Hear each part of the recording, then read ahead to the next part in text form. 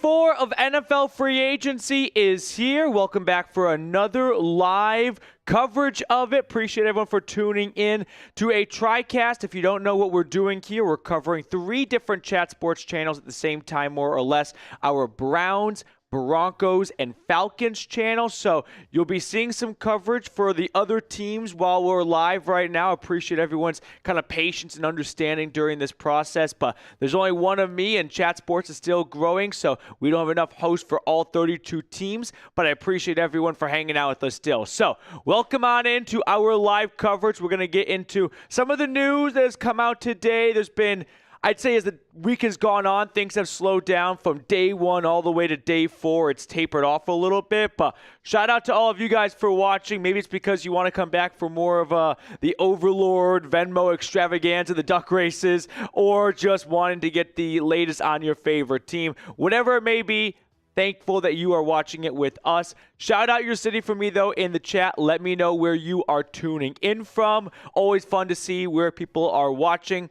We also got a $100 super chat before we could even go live from our Broncos channel. It's been a long-time viewer, by the way, and I want to say first-time super chatter. So what a start. Michael Ronquillo, I'm not really good at Spanish, but Michael, good morning, Broncos country. Go Bo Broncos. Shout out to Michael. Everyone spam Michael in the chat. Show the guys some love for going above and beyond to support us here at the Chat Sports Studios. Appreciate it, Michael. Thank you so much.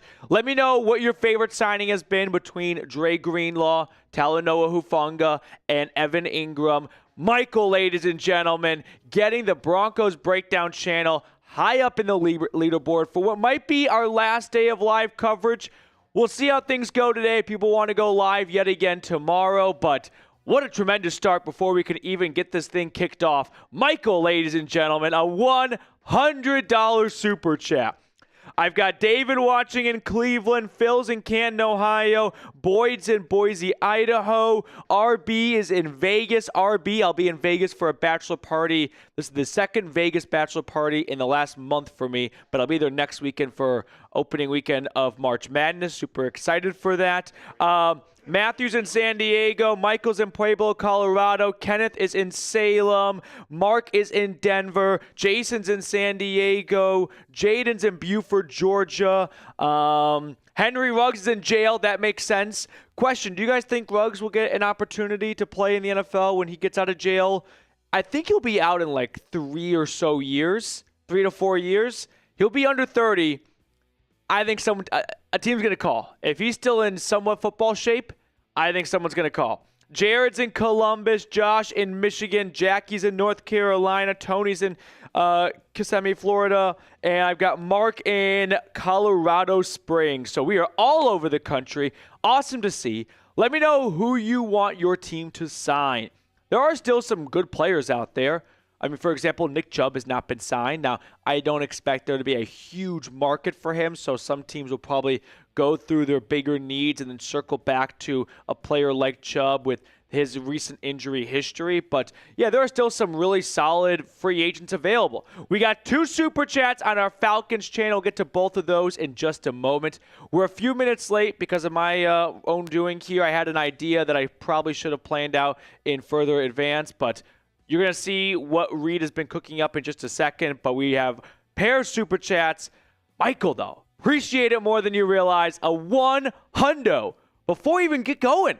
I just told Reed I got to run to the bathroom really quick, and he's like, we just got a $100 super chat. And I tried to guess who it could be from. I don't know if Michael's ever super chatted before. Maybe a few times, Michael. You can correct me if I'm wrong, but not to the likes of this. Feisty Falcons fan. Thanks for the work and dedication. We all appreciate it and always fun. Thank you so much. Really appreciate your kind words. It is a blast what I do, getting to talk about the NFL each day. Some people don't like maybe the way we cover things or covering a few teams at once, but I like covering the NFL, so I think you guys enjoy the process of getting a bunch of content thrown your way as well. Thank you. Hope you're enjoying our live coverage. We got another super chat on our Falcons channel as well. Everyone's just waiting for Overlord to enter the chat, I feel like. Just after yesterday, how could you not be excited about that? I know for sure Eric is. I saw him in the Browns chat already.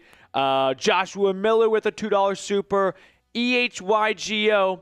If we trade for Trey Hendrickson and Pitts has a breakout year under Penix, we won't be able to afford Kyle Pitts re-signing. $10 million means a lot next year. We should part ways with Kirk to afford Pitts. You got some good points, but some misguided points. You're not parting ways with Kirk for paying Kyle Pitts in the future. Kirk Cousins has no impact on Kyle Pitts' next contract, potentially with the Atlanta Falcons. Now, if you trade for Trey Hendrickson, you are then giving him a contract extension. I think it's going to be an extension in the neighborhood of around $30 million a season.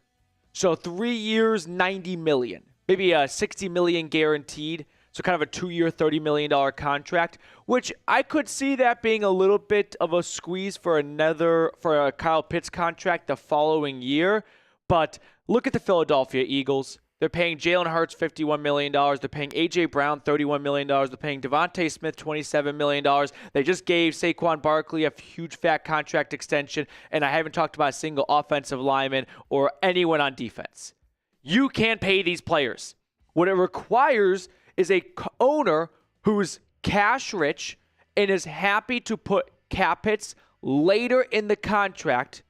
And the way you do that is by giving a big signing bonus up front so that the player has a low base salary that first year.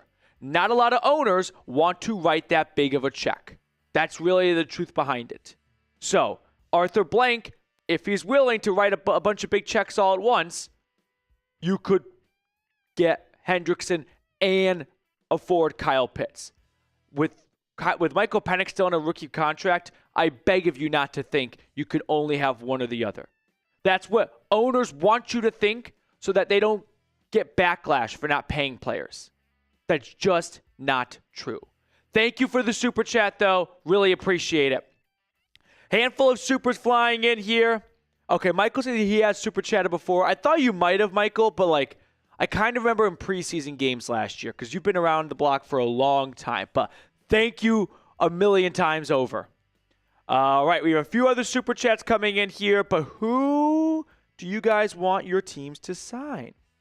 Mark says J.K. Dobbins for the Broncos.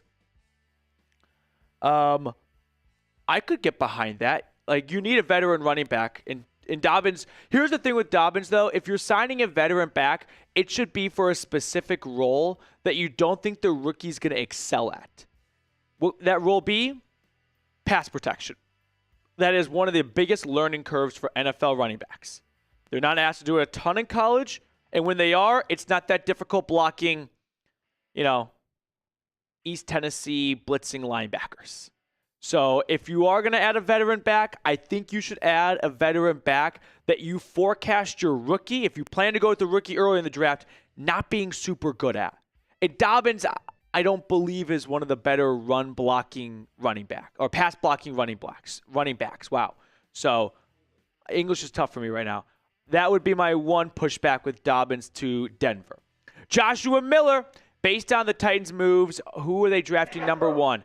They have not kicked the can really at all on a quarterback. Have they signed a quarterback yet? The Titans? Or did they just sign one? Oh, they just signed one. That's good timing. Brandon Allen. The fact that they haven't even brought Russ in for a visit, come up in Aaron Rodgers sweepstakes, I think they're all set on taking Cam Ward. If not, they're a horribly run organization that didn't even try and get a veteran QB. I think the Titans are staying put at 1 and taking Cam Ward based on all the lack of free agency moves. So the question now for Cleveland becomes 3 options. Take Shedeur Sanders, take anyone else, trade the pick. My preference would be trade the pick, take anyone else, Shedeur Sanders. I don't think Shedeur Sanders is going to be coming into a Browns roster that is equipped for him to be semi-successful, and I think his skill set is not extreme enough to overcome the hurdles of an aging and declining offensive line, the lack of a run game, and a weak receiving depth. I don't think Shedeur is going to be successful in Cleveland. I think you should go get either Abdul Carter or trade back. That would be my 2 suggestions to Andrew Berry. Josh, thank you so much for your super chat. I see a couple other questions or super chats coming in. Alan Brookshire wants Atlanta to get Asante Samuel. The Chargers did sign another DB. They lost one DB. They signed a DB. Could be a sign that they're not going to bring back Samuel, although Atlanta re-signing Mike Hughes does not bode well for Samuel. However, if they think he could play in the slot, then sure, I can see that. But those are 2 big free agent corner signings then. Hughes and Samuel. Doesn't seem very likely to me. Phil, I'm convinced Browns will take a QB with first pick in second round. We need a free agent receiver bad. Who will it be? I can see why you're convinced with this, because the Browns need a quarterback. They're picking second overall. 9 times out of 10, 8 times out of 10, that results in a quarterback selection. And if they truly do believe, and they just have a different opinion of Shedeur Sanders than I do, that he can be successful, then yeah, it's a no-brainer to me, right? Like if they think Shedeur is the guy, then obviously you get him at 2. I don't, but I'm not a GM. As for a free agent wide receiver, what about Tyler Boyd? Been around the AFC North? Tyler Lockett. If you go back in Browns history under Andrew Berry, they've signed speedy free agent receivers. Marquise Goodwin, Jakeem Grant. Tyler Lockett would fit that mold. I don't know if he still has that speed. Like, I just don't watch enough Seahawks games to tell you if he's truly washed or he's just kind of old, so he's lost a step or 2, but he's not completely out of the league. But that would be my 2 suggestions right there for you, Phil. Thank you for your super chat. A few other super chats coming in here we're going to catch up on. And, of course, as news comes in, we're going to break it down with you guys, like Brandon Allen going to Tennessee. Devin, can't wait for the start of the season. Let's go Broncos. Give me a win prediction, Devin. What do you think this year? I'm going to go 10-7 for Denver. You're probably expecting a bigger number than 10 wins, but it's still a tough AFC West, and the Raiders got better. Oh, that was your question? Yeah. It's still a tough AFC West. The Chiefs aren't going anywhere. The Chargers swept Denver last year, and the Raiders improved with Geno Smith and Pete Carroll over their old head coach and quarterback duo. So I'll go 10 wins, Devin. But appreciate your super chat. Thank you so much. Who is that in his profile picture? Is that Dale? I won't say I learned this today, but I learned more about it. How about that? Dale Earnhardt Sr. died in a race. Did you know that? Yeah. I kind of knew that. I'm not a NASCAR guy whatsoever. But they were talking about, I was like, he died in a race? I knew he's dead, but I didn't know he died in the Daytona on the last lap. I was today years old when I learned all that information. I just knew he died. RIP to also. I sit next to our NASCAR guy, and I was like, "Can you give me an NFL comparison for this situation?" And he's like, "Tom Brady dies in the Super Bowl with the Bucks." I was like, "Holy shit! I did not know the magnitude of that." Dolphus Grindle, thank you so much for the super chat. First time, 2 claps for Dolphus, everyone. 1, 2. Long-time watcher, first-time super chatter. What's your thoughts on Denver signing Kupp 1 to 2 years, around 12 to 15 million, and then bringing him on as a coach? His football mind is unreal. Dolphus, appreciate the super chat. So, thoughts on signing Kupp? I wouldn't do anything past a 1-year contract. The guy has missed a considerable amount of time the past 3 seasons. I think he has 2 years with over 1,000 yards. By we, I mean a football community, are chasing the 2021 Kupp. That was a whole college experience ago. Someone went to college as a freshman and graduated, and Kupp did not get to 1,000 yards. Yeah. Reed? Falcons news. So let me finish. Okay. We'll get to the Falcons re-signing in just a second here, but my thoughts are I'm okay with Kupp on a 1-year, $10 million contract. You have the cap space to do it. If it works, awesome. It's a great signing. If not, Walton Penner Group is out a couple $1 million. What do we care about it? You know what I mean? It's not like they're going to be strapped for cap space because of a Cooper Kupp signing. but I don't believe Denver should be engaging in a bidding war and getting to 2 to 3 years for Kupp services. I don't expect him to get more than 2 years at all, at max 2 years, but probably 1 year. D-Hop got a 1-year, $5 million contract. Kupp might be right around that number 2. And if that's the case and it doesn't work out, like, oh well. You know what I mean? Like that's not going to be something that really sets you back because you missed out on a $5, $6, $7 million contract. As for him becoming a coach, I feel like he'd become a coach with the Rams first, kind of reunite with Sean McVay. But yeah, I mean, he definitely fits all the stereotypes of a coach's son, a grinder, all those white football stereotypes. So sure, why not? More the merrier. Okay, DJ Ray. Do you see the Falcons dropping Judon and picking Zadarius Smith or Azeez Ojulari? If not, who would you want to fill Judon's spot? Well, he's a free agent, which maybe you know or don't know, but not necessarily dropping Judon, maybe just dropping him from your radar. As for just moving on from Judon, not re-signing, I'm okay with Zadarius Smith. I think he's shown that he can still rush the passer. And for his age, you shouldn't expect him to be what he was in Green Bay or Minnesota when he was getting 10-plus sacks year after year. But the bar is not very high right now, and I think Zadarius Smith can come in here and contribute somewhat like what Bud Dupree did 2 years ago, and he and Calais Campbell led the team in sacks with 6.5. You get 7.5 sacks, 7 sacks, and you're going to be a legend over the last few years. So Ojulari, 24 years old. He's missed a considerable amount of time throughout his NFL career with injuries. He's never really had a true breakout season. Got off to a nice start this year. He was also buried on the Giants depth chart behind guys like Kayvon Thibodeau and Brian Burns. So I'd be open-minded to Ojulari, but I'm not interested in paying him a bunch of money because he was a second-round pick and he's just 24 years old. That feels like you're chasing your tail. So, DJ, thank you for the super chat. Yeah, what's the Falcons news? The insiders don't even have it. It's very small. Oh, okay. Can you put it on screen, or is it not that big of news? It's not that big. All right, fire away. Oh, the swing tackle's coming back. So Atlanta's keeping everyone pretty much intact except for Drew Dahlman. I still can't get a clear answer if they've tendered Ryan Newsel or not.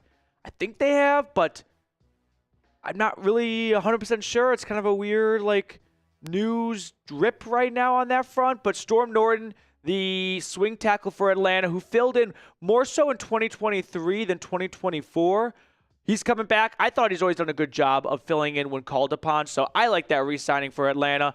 It's one less need for you in free agency elsewhere or the draft. And it's nice to bring back a familiar face, have some continuity at a position that often doesn't get recognized, but man, there is nothing more infuriating as a fan than when the backup tackle comes in and everything goes to shit, right? You're like, we're toast.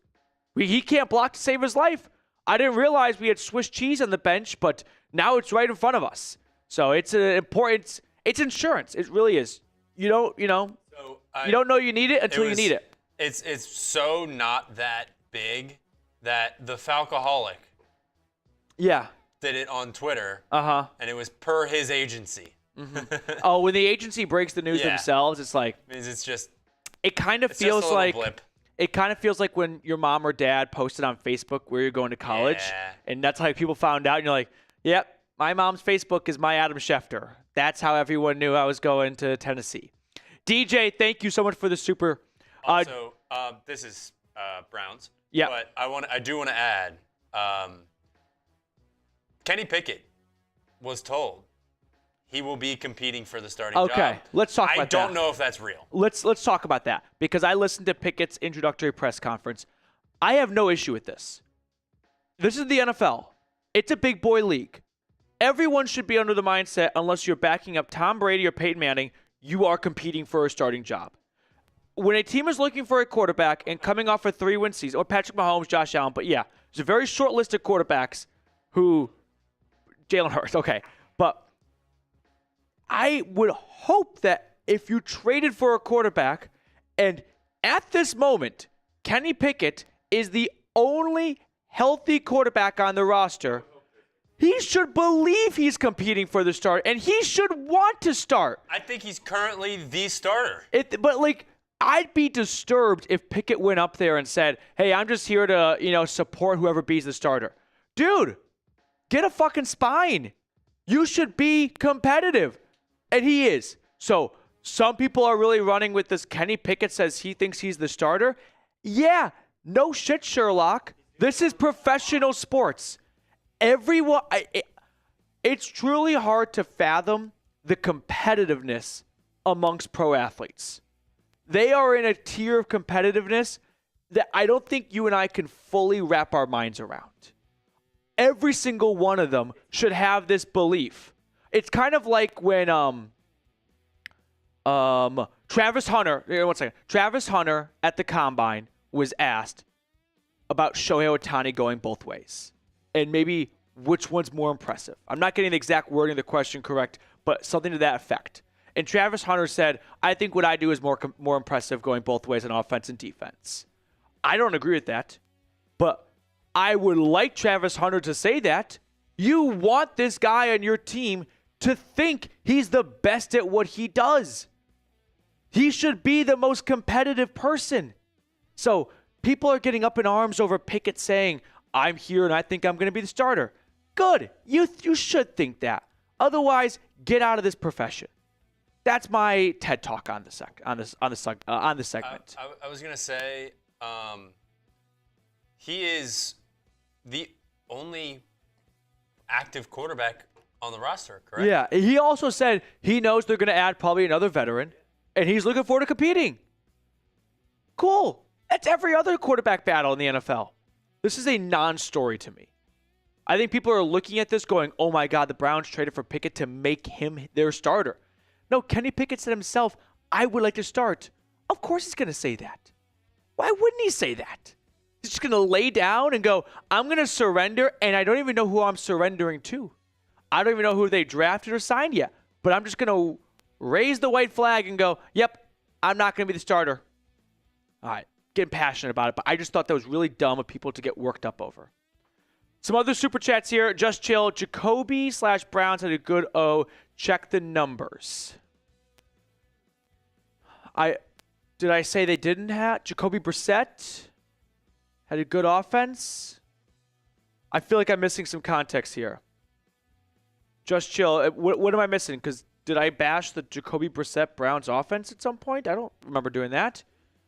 No, I thought they were somewhat pedestrian, but pedestrians better than a lot of times, a lot of teams. Yeah, okay. Max Nikolenko from our Browns channel. Hi, what's going on, Max? Thank you for tuning in. Hope you're having a good one.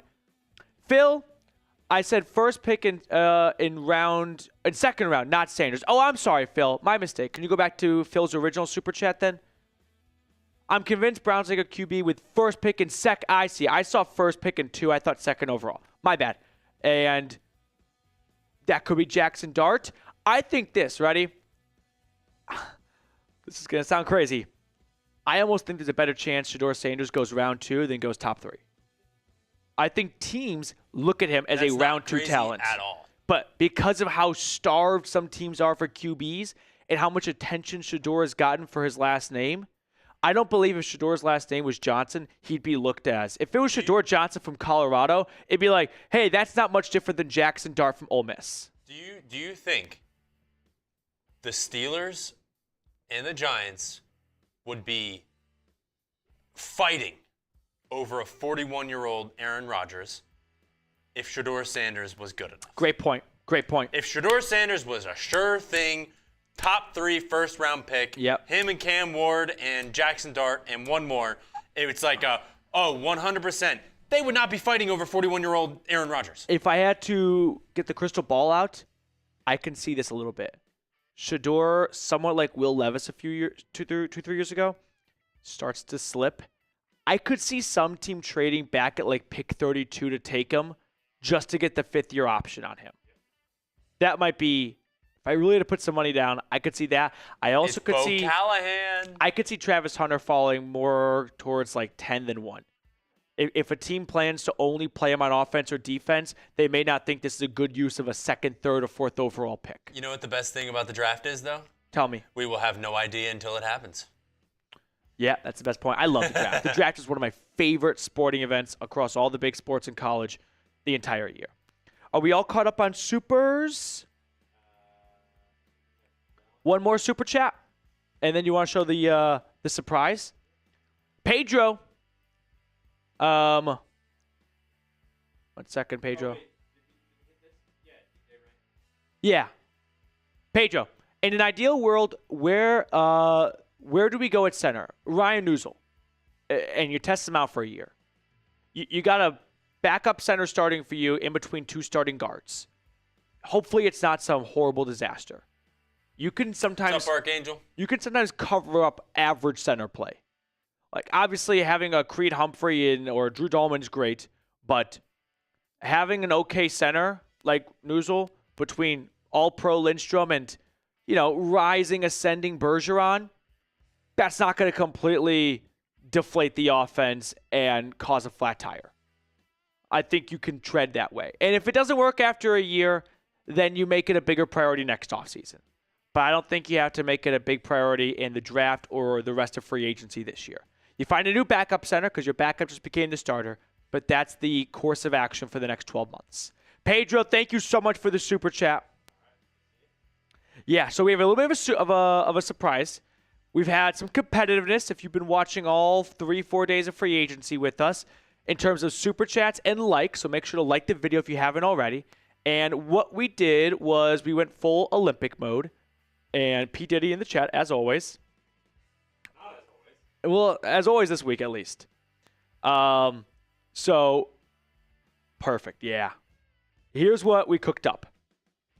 It is an Olympic medal count. What we've done is we went over the gold and silver and bronze totals between super chats and likes over the first 3 days of free agency. The Browns have 3 silvers and 3 bronze. The Broncos have 2 golds, 2 silvers, and 2 bronze. And the Falcons have 4 golds, 1 silver, 1 bronze.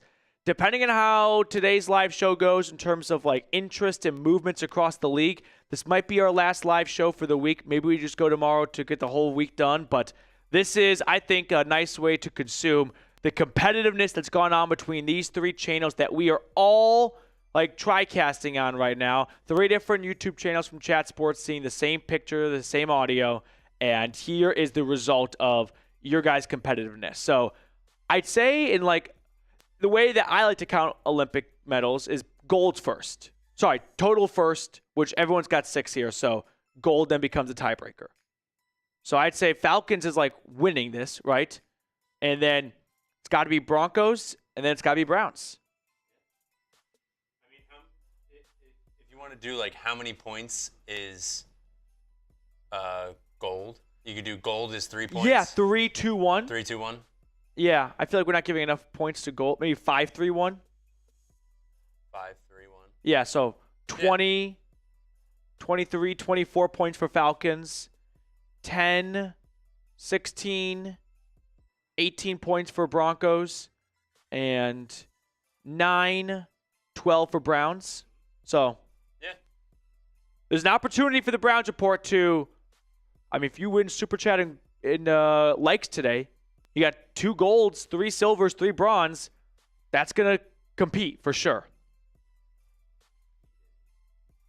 We got P. Diddy in the chat. This is for you. Are you catering? What are you catering? That's a big question. You talking food or okay? Food. I thought it was something else. Never mind. Food. Matthew, food. Well, for P. Diddy, he might be bringing something else in too. Yeah. We got Super Chat on Falcons channel. Carl Edward James, you are out of your mind. Shador falling to the second round. Terrible evaluation, PD. I don't know. I get what you're saying. If so many teams thought that highly of Shador, would the Seahawks have signed Sam Darnold and the Raiders have traded for Geno Smith and the Jets have signed Justin Fields? They were all going to make some level of a quarterback acquisition, but the Raiders give up a third. The Steelers gave Fields the Jets gave Fields $40 million, and the Seahawks traded their starter away to go out and sign Darnold to $100 million. Oh, and the Giants and the Steelers are fighting over 41-year-old Aaron Rodgers. The Giants have the 3rd overall pick. Yeah. I get the sense that unless everyone knows the draft script, Cam Ward 1, Shador 2, and that's why they're all fighting for veterans. I get the sense that teams might be preferring some veterans over the guys in the draft. I'm just reading what's in front of me. Broncos channel, what's your thoughts on taking Travion Henderson at pick number 20? I feel it's like a little bit early for him.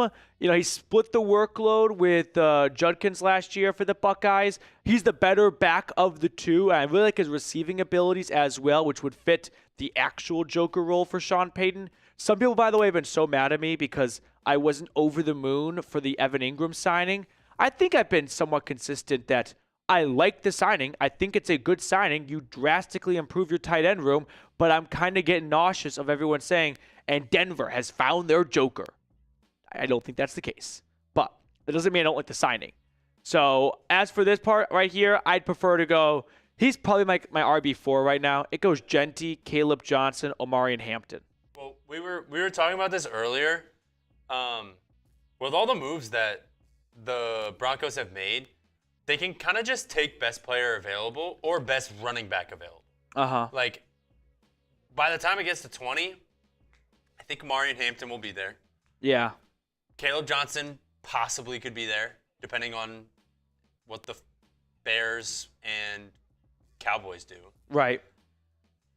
I think you get a great running back, and I think there's two people you'd take in front of Travion Henderson. Mm-hmm. He's not a bad running back at all, but with the moves that the Broncos have made, you can kind of go with whoever. It's kind of nice.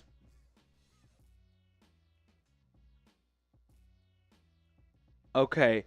Caleb is saying Browns won Super Chat day 2. I'm looking right now at the end of day 2. Falcons had more, but did Falcons send more after we called it? Did we already say Browns win and then the Falcons sent in more after? Is that what happened? Oh, okay. Did Browns win? I see. Then I made a boo-boo. Because I'm looking at the end here, and the Falcons finished with more, but that might have been after the race was called. Okay. Yes, I think you're right. Oh, I see the fuck up I had. Because Tim Green's in the 500. All right. Lav S is like, stop the count. No revotes. So I think we need to take a gold away from Falcons and give it to Browns.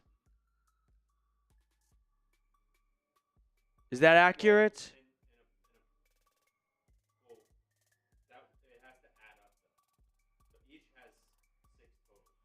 Right, so you got to give Browns a gold and give Falcons a silver.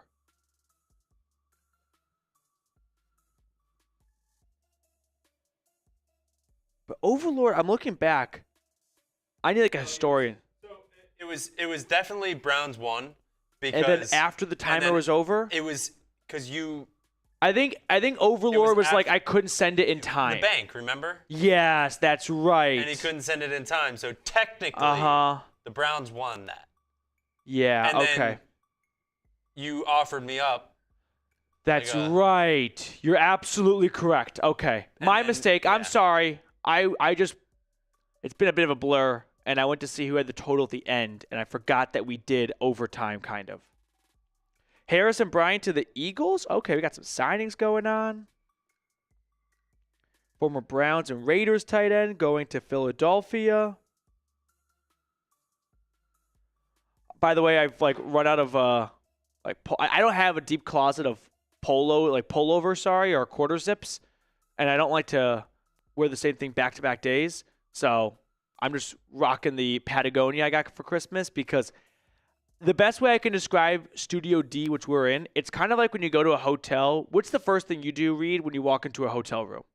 I take the temperature and I bring it down to 65 degrees. I don't like 65 degrees at home, but it's fun to kind of just drop that bad boy. Now, of course, at night you're like, all right, it's actually freezing. Let's get it to I'll bring it back to 68, but this room in an hour or so, it's going to feel, I would say, borderline 60 to 59 degrees. Which is so weird because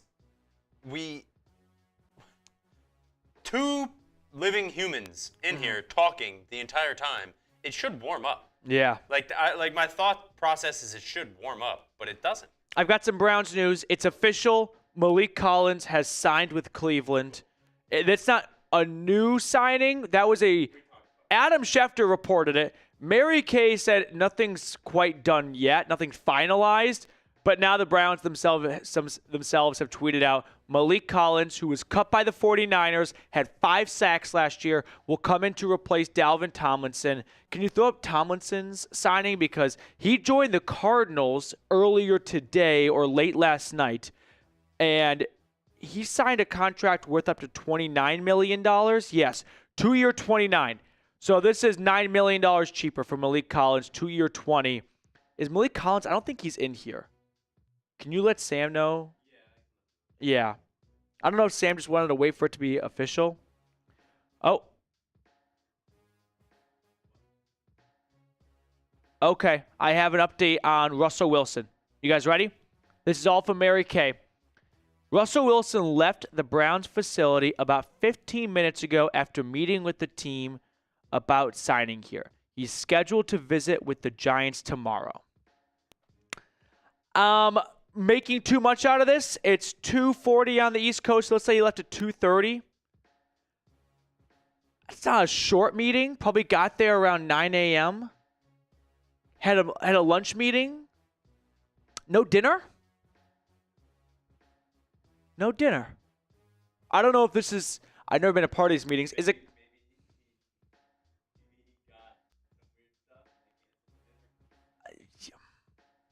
I mean, he's going to the Giants tomorrow, so he probably wants to fly to New York tonight and not get up super early tomorrow. But if you want to make something out of nothing, there's something.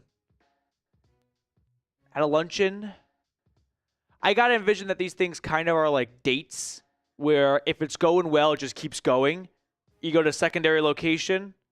But if not, whatever the plan was, when that plan has been exhausted, that's the night. That's the day. So they had some parameters set, and again, I'm definitely extrapolating this, but one would think if things were going super duper well, they'd be like, Russ, do you want to stay the night? Let's go dinner. I know a great place. You're gonna love it. That didn't happen. Could be nothing. Could be something. I will also add this: if Russell Wilson's on the Browns next year, he's definitely better than Kenny Pickett. He's better than some other free agent quarterbacks out there. He will 100% get benched. That's just going to be likely what happens. Like, that was a contradictory sentence. Not likely. He will be benched. That would be the most Browns thing to go, we got Russ, we're benching Russ. We're trying Pickett out. The Browns are just incapable of going a season with just one starting quarterback. So something's going to happen. They are cursed at that position. We got some other news. Yeah, NFL news. I love it. By the way, everyone's wondering, I have not seen Overlord. I have not seen him in the chat. I've not heard from him. I don't have a direct line of communication with the guy. Oh, familiar face for some, Sheldon Day, going to the Commanders on another 1-year contract. So I know everyone is praying that Overlord's here. I haven't seen him yet. Right? He's here? Oh, Trey says he's here. Did I miss him? Oh, I see him now. I'm sorry, Overlord. I missed you. We got to catch George Washington super chat. Overlord, I'm sorry. What's the bank problems? Okay, these are the updated medal count here. Browns got a goal day 2. Yeah, that makes sense. This makes it a level playing field. Because, well, not quite level, but this makes it a competitive playing field. Because if the...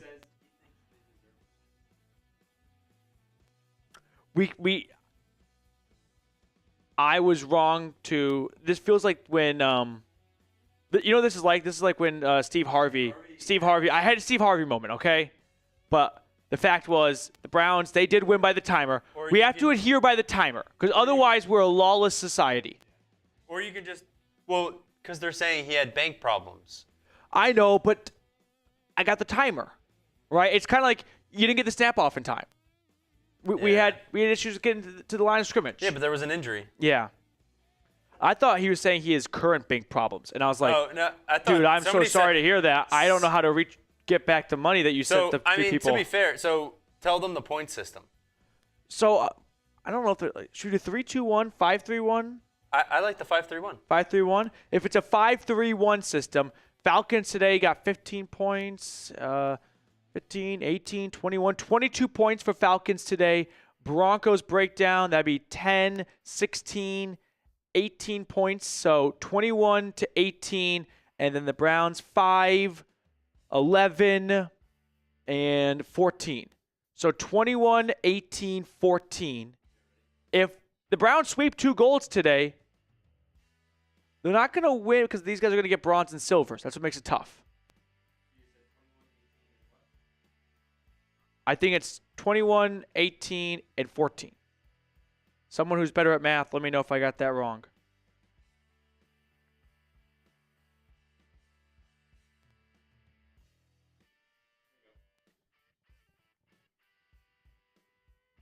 Maybe put a colon, it looks confusing. Or like in parentheses, because it looks like they have 14 bronze or something, you know what I mean? No moves, by the way. I know that this is a unique live show week because I always try to stay on track and not deviate too much at all because you guys are here for news, rumors, trades, all that stuff. But I also think that when there's nothing going on, instead of just sitting here staring at paint to dry, waiting for Cooper Kupp to sign with the Broncos or for the Falcons to trade for Trey Hendrickson or for the Browns to sign Russell Wilson, we might as well entertain ourselves. Am I wrong?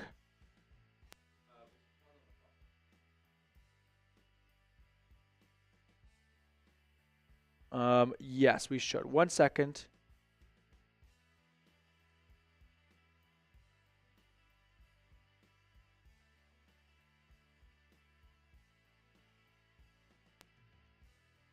Okay, so really quick, I do have to give a shout out to our friends over at Fanatics for having some awesome deals right now. 25% off sale at chatsports.com/fanatics. Now, these sales can kind of come and go a little bit, so I urge you not to wait too long. Otherwise, you could be paying full price for this t-shirt or this jersey or maybe this Falcons hoodie. So whichever your favorite team is, go to chatsports.com/fanatics. I put all that information in the comments and description of today's video. We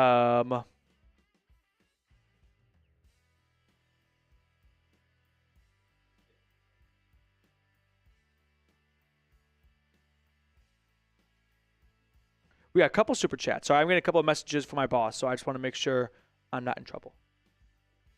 I'm not in trouble. It's actually news that I think Reed might enjoy. We have had an office, like civil war is a extreme way of putting it, but the office has been split into 2 in terms of personnel, and slowly my side of the office has been depleted as people migrate. It's kind of like a merger. We're being bought out by the bigger office crew, and that was always the plan. But while they were doing construction, we had to separate everyone into 2 different groups in 2 different offices, which are across the hall from one another. So like, we basically were on our own island since December 1st, and I was just told I am being transferred to the big group.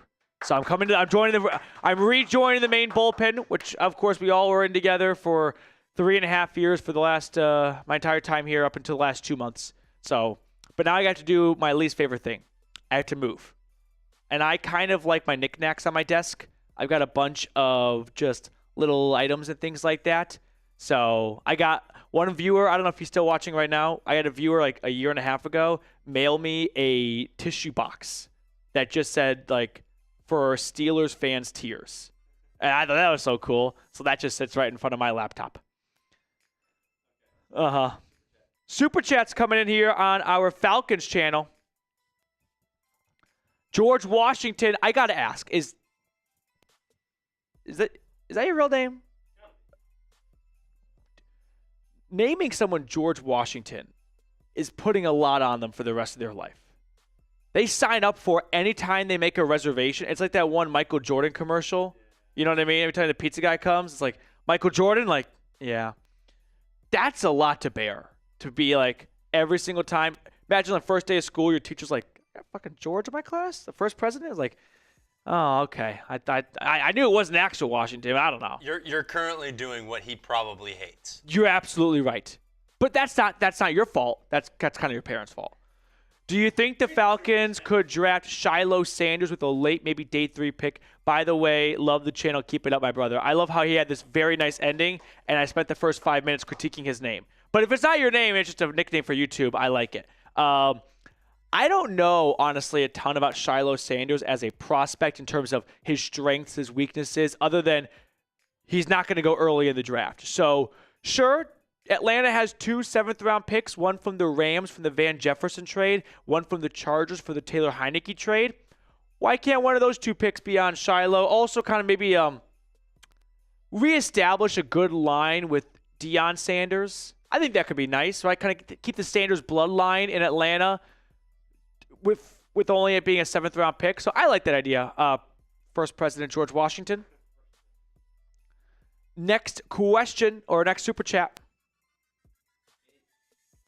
Gabe, do you think we could send Pitts over in a trade for Hendrickson still? If so, what's the time frame on that? Also, take Ferguson if he's there for Pitts.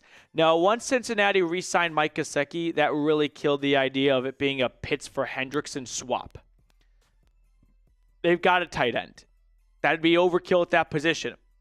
There's only one football. They've got Jamar Chase, too. Like, adding Pitts is not going to be something that balances out losing Hendrickson when you've already got a starting tight end. I just don't think that's a possibility anymore. As for a time frame, Cincinnati really wants a first. No one's interested in a first. Diana Rossini said some teams have come to a fair negotiating number for a contract. So that's not the issue here. Not coming down to dollars and cents with Hendrickson. They're having a tough time working with the Bengals, who want a first, and no team's giving up a first. So if a trade does happen, I think Cincinnati will have to settle for a second. I think that's something that could happen between now and the draft. I don't think it's going to happen during the draft. I think once the draft starts, unless a team is really upset that they didn't get their edge rusher, maybe they kind of do with an A.J. Brown trade with the Titans and Eagles, a Hollywood Brown trade with the Ravens and the Cardinals, but those aren't very common. So I think between now and some point of the draft, that's the time frame, but I don't think there's a huge rush for either side. As for Ferguson, there's a lot of good tight ends, so I like the idea. Overlord. When I had bank problems, I had to close and reopen YouTube, and I don't buy YouTube Premium. Well, Overlord, you're like the biggest MVP of this entire free agency live so far. I mean, you, Dolphin X, and Tim Green, you're on the free agency 2025 Mount Rushmore. Robert and Dalton, I'm sorry, I'm not trying to shortchange anyone. There's just a lot of great names, but Overlord, everyone across all 3 channels is kissing your feet right now. So I get the bank problems. I just don't want to screw the Browns over because when the timer ran out, the score said they were winning. So we gotta find some rules and stick to it and stay consistent. But Overlord, thank you so much. DJ Ray, Falcons should be 22, not 21. There's a 90% chance I counted wrong. 5, 10, 15. And then plus 3, 18, 21. I didn't count the bronze. That's why. So, yeah, 22.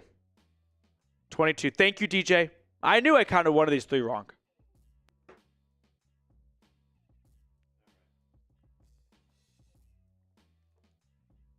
Danielle Gavorsky is in the chat. Great to see you, Danielle. I do want to talk about... Yeah, and then I want to talk about Christian McCaffrey for the Broncos potentially. Christopher, wait, you mean to tell me... Okay, sorry, Chris. You just got blue-balled. Trading Pitts when Penix said he trusts Pitts seems like a mistake. I want to see Pitts play with his new Matt Ryan.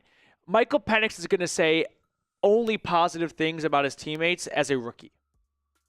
It would be inappropriate, honestly, for Pitts to go out and say anything but positive things about his teammates. He has not been in the league long enough to start having the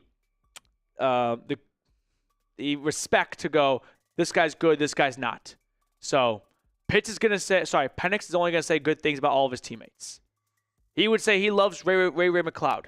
Does that mean he would rather have Ray McCloud over Jamar Chase? No, of course not. But I'm not letting Michael Penix drive the ship whatsoever when it comes to roster building after one season in Atlanta. That's dangerous to me. Imagine like if Kenny Pickett or if George Pickens was like, man, I love Pickett. Oh, should we keep Pickett now? Pickens likes him. Oh, now you just put your faith in George Pickens, who's kind of a head case. EHGYO, thank you so much for your super chat. Now, Christopher, you're on screen. Wait, you mean to tell me the Browns don't want a gently used Kirk Cousins? I think the Browns do want a gently used Kirk Cousins. I don't think they want to trade for a gently used Kirk Cousins. I think they would like to sign him in free agency if he's released. And I don't think the Falcons want to release a gently used Kirk Cousins. We're going to find out how good of a poker face Atlanta has. Are they truly about to go, we'll pay $10 million? Because here's the thing. They could pay Kirk $10 million and have him be the backup. That would be like, okay. But if they pay him $10 million and then they end up releasing him later on because they were always trying to find a trade and they never got one and they never wanted to keep him as the backup, they're going to have some explaining to do to Arthur Blank and to the fan base after being so adamant that they believe Kirk can be a backup for them. I don't know if anyone cares out there. You may care. Cooper Flagg did go down with an injury. I saw that earlier today. Looked really bad. Looked pretty bad. X-rays, negative. Okay, that's good. Just a sprained ankle. Says they'll see how bad the swelling is and go from there to gauge his response. So I'm going to put this out there right now. It's Thursday, March 13th. I think he's out for the rest of the ACC tournament, and that's perfectly fine. I think they won today against Georgia Tech. They're in the semifinals. They could lose that game and still be a 1 seed. Yeah, I would say Flagg probably misses the first game too of the tournament. It's March Madness, I know, but you should be confident that you can beat a 16 or 15 seed without Cooper Flagg. And then that next round, that Saturday or Sunday, so 10 days from now, that's probably when you're hoping to get Flagg back. But it was a nasty one. Yeah, that was, I've played basketball my whole life, and I know a bad ankle sprain. That one hit the side of his ankle hit the floor. Ooh. It may end up resulting in he misses the first weekend altogether. And you just hope you can get to the Sweet 16 without him. Maybe reduce minutes. Yeah, that's a possibility. And if they really start to Danny Caudle is asking, do we get a comp pick for Zach Wilson leaving? So comp picks, if you don't know how they work, here's basically the simplified version of how they work. One, it is based on a formula that is not public to the general public. It is determined based on players you lost in free agency and players you gained in free agency. And if you lost more players than you gained, and those players you lost signed big contracts, had productive seasons, you are compensated. So if you lose players and sign players, there's a chance they could cancel out. If you lost a quarterback for $5 million and you signed a quarterback for $5 million, they're likely going to cancel out. Denver did not sign a quarterback in free agency. They have re-signed Jarrett Stidham. They also have signed Talanoa Hufanga, Dre Greenlaw, and Evan Ingram. Now, Evan Ingram won't count towards the Jags comp pick because they released Evan Ingram. If you release a player, you don't get anything for them in free agency. But Hufanga, Greenlaw, Charvarius Ward, the Niners are going to get a bunch of third and fourth round comp picks next year. Denver has signed some notable contracts, and they've only lost who? Trayman Smith, we can look it up. I don't know if they're going to look at the losses as bigger than the gains. So maybe they get like a 7th round pick in next year's draft. But that's basically the lowdown on how comp picks work. So Atlanta, for example, won't get any comp pick for Grady Jarrett. They released Grady Jarrett. They will get a comp pick, though, for Drew Dahlman. That's, of course, if they don't bring in more guys than they lost in the eyes of this secret formula. They signed Leonard Floyd. They've re-signed Mike Hughes, but they haven't made Diablo. I think Atlanta could position themselves to get a comp pick for Dahlman leaving. George Washington, APD, my dad and granddad all share the same name. That's incredible. You know what's even better? It's 100 times better that this is a family name. Yeah. It wasn't like your parents just decided, hey, let's go rogue. Let's do a president. I mean, are we sure it's not the actual George Washington? I feel pretty good about that one. Do we know the race of George Washington? We don't know. I'm just kidding. I'm going to let you try and land that plane on your own. But if Penix gets dinged, who do you like in the draft to come behind him? I don't think Atlanta is taking a quarterback in this draft. Maybe they fall in love with one in the 4th round. They decide to take him. That'd be the only time they could do that. Or the 7th, but you're not finding anyone good in the 7th, let's be honest, except for Brock Purdy. I would think Atlanta, if they don't have Kirk Cousins as the backup, who was the Illinois UDFA they signed last year, who is kind of on and off their roster at stretches? Nathan Paddock? No, Paddock. John Paddock from Illinois. They might just go with the UDFA QB and a very cheap veteran. But they are in a spot where if they lose Kirk Cousins, they do need to find a real backup. And I don't think John Paddock, from Illinois, is cut out for that job. I think Penix would be mentoring Paddock. But sometimes you see quarterbacks get signed that are really, smart, but just not great athletes. And they know the position well, but they just can't make the really big throws. George, thank you so much for your super chat. Are we all caught up on supers? Yeah, I think so. We are.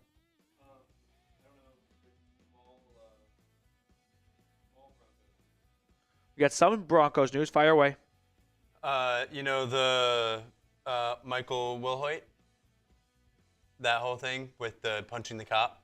Yeah. Oh, Michael Wilhoit. He said he denied diversion deal after allegedly punching cop. Denied diversion deal? I don't know what that means. What's a diversion? Diversion. Like setting up a diversion? Diversion deal. I don't know what a diversion deal is. I don't know either. What's a diversion deal? Let's look it up. The story, if you don't know, is the Broncos linebackers coach, Michael Wilhoit, went to the Denver airport, one of the worst airports in the country. Really? Parked the car. I don't really understand. Let's just go with, this is the alleged story. And for the sake of the storytelling, let's just say it's true for now. But, of course, it's his word versus someone else's. But parked the car at the pickup drop-off area and got out of the car. That right there is insane behavior. You don't leave the car at an airport. It's obviously very sketchy for everyone else there. And 2, it's the most fast-moving place. In and out, in and out, in and out. Cop came up and was like, you can't leave the car here. Wilhoit did not like this from the cop. Started a little bit of a, a tussle. More of like a altercation. They bumped Wilhoit bumps his chest to chest, titty to titty. And now he's like, cop's like, you can get physical with me? So he tasers him. Wilhoit rips the taser off and drives away and then gets arrested later. I'm like, you kind of had this come when you got out of the car at the airport? Like, unless you get out of the car to load bags. Yeah. Then, and that doesn't, I've never seen someone get in trouble for getting out of the car to put a bag in a trunk. But got out of the car to go inside? You can't do that at the airport. Okay. Yeah. A diversion deal in a legal context is an agreement between a defendant and a prosecutor that suspends or dismisses criminal charges, often in exchange for the defendant completing specific conditions like rehabilitation or restitution, allowing them to avoid criminal conviction and record. Okay, so Michael Wilhoit got a really good lawyer who got this deal. That's what I learned here. But not a bad outcome for him other than he lost his job. He denied diversion deal. He denied it? Oh. It says Wilhoit denied. He wants to go to trial? Deal. Would that be the next step? So the diversion deal. There's something like a plea agreement, right? The diversion deal is basically like you can not. Basically community service or probably like parole or something like that of like not facing criminal charges. I don't think I'm understanding it correctly because I'm looking at the chat and oh yeah, Quentin. Quentin's got a good breakdown of it, and if he says a nice choice, then I'm going to go with Quentin's assessment on this situation because I did not grow up watching Law and Order, so that's kind of the drama there. But yet. Tough. I don't want to say like anything goes. Once you get out of the car, you're signing up for trouble. Yeah, I don't know. At an airport. You never get out of the car. I came close. I'm nervous to be in the car. I came close once. Can I tell the story? In college, I had a summer internship with the Tennessee Smokies, the Cubs AA affiliate, and that was an unpaid internship. I don't know if that's legal or not, but yeah, well. We did a lot of work. Anyway, I had a great time. No regrets. So that was a job that was like from 1 p.m. till the game ended. And the games usually ended around 10:30. So I needed an actual job for money. Yeah, the games usually start at 7 p.m. and our work would end around 10:30. I was like, a baseball game going 6 hours? No, what are we sorry. talking about? We get to the ballpark at 1 p.m. and then the game starts at 7. Game ends at 10, we'll say, and then we had like 30 minutes of work after that. Great job, loved it. Was supposed to come back the next summer to do an actual paid gig there, and then COVID wiped out minor league baseball. So, bummer. But to pay bills and have like walking around money, I took a job in the mornings. I lived in Knoxville, went to Tennessee.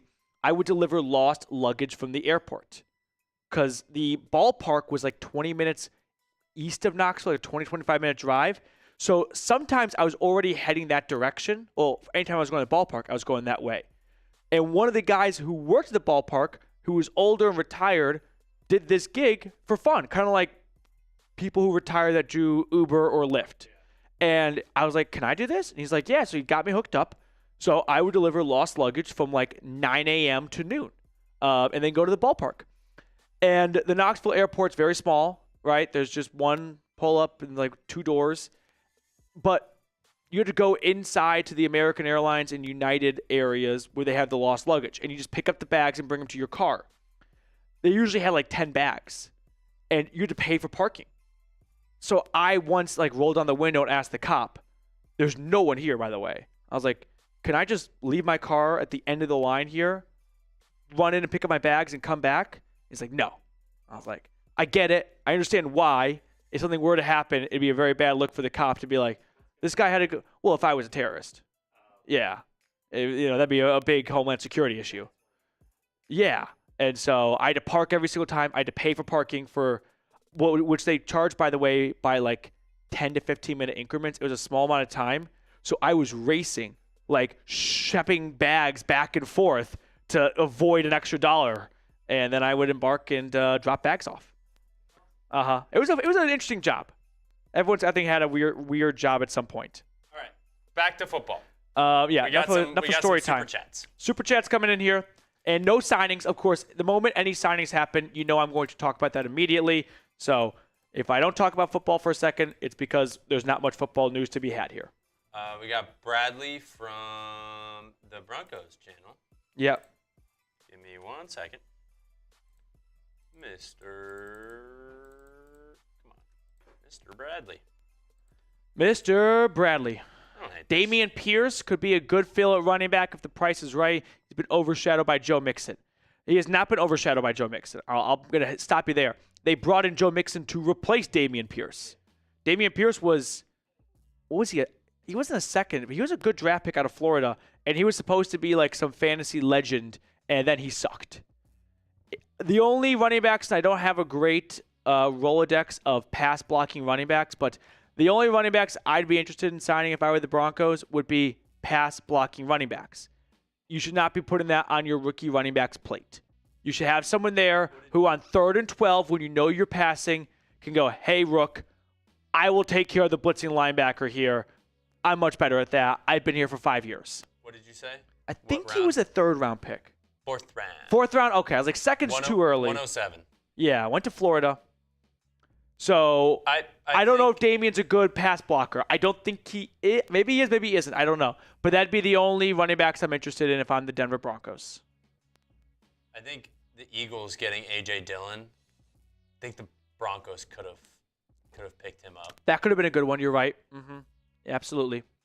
Bradley, thank you for your super chat. I see a few more have flown in here. We got Ronnie on our Falcons channel.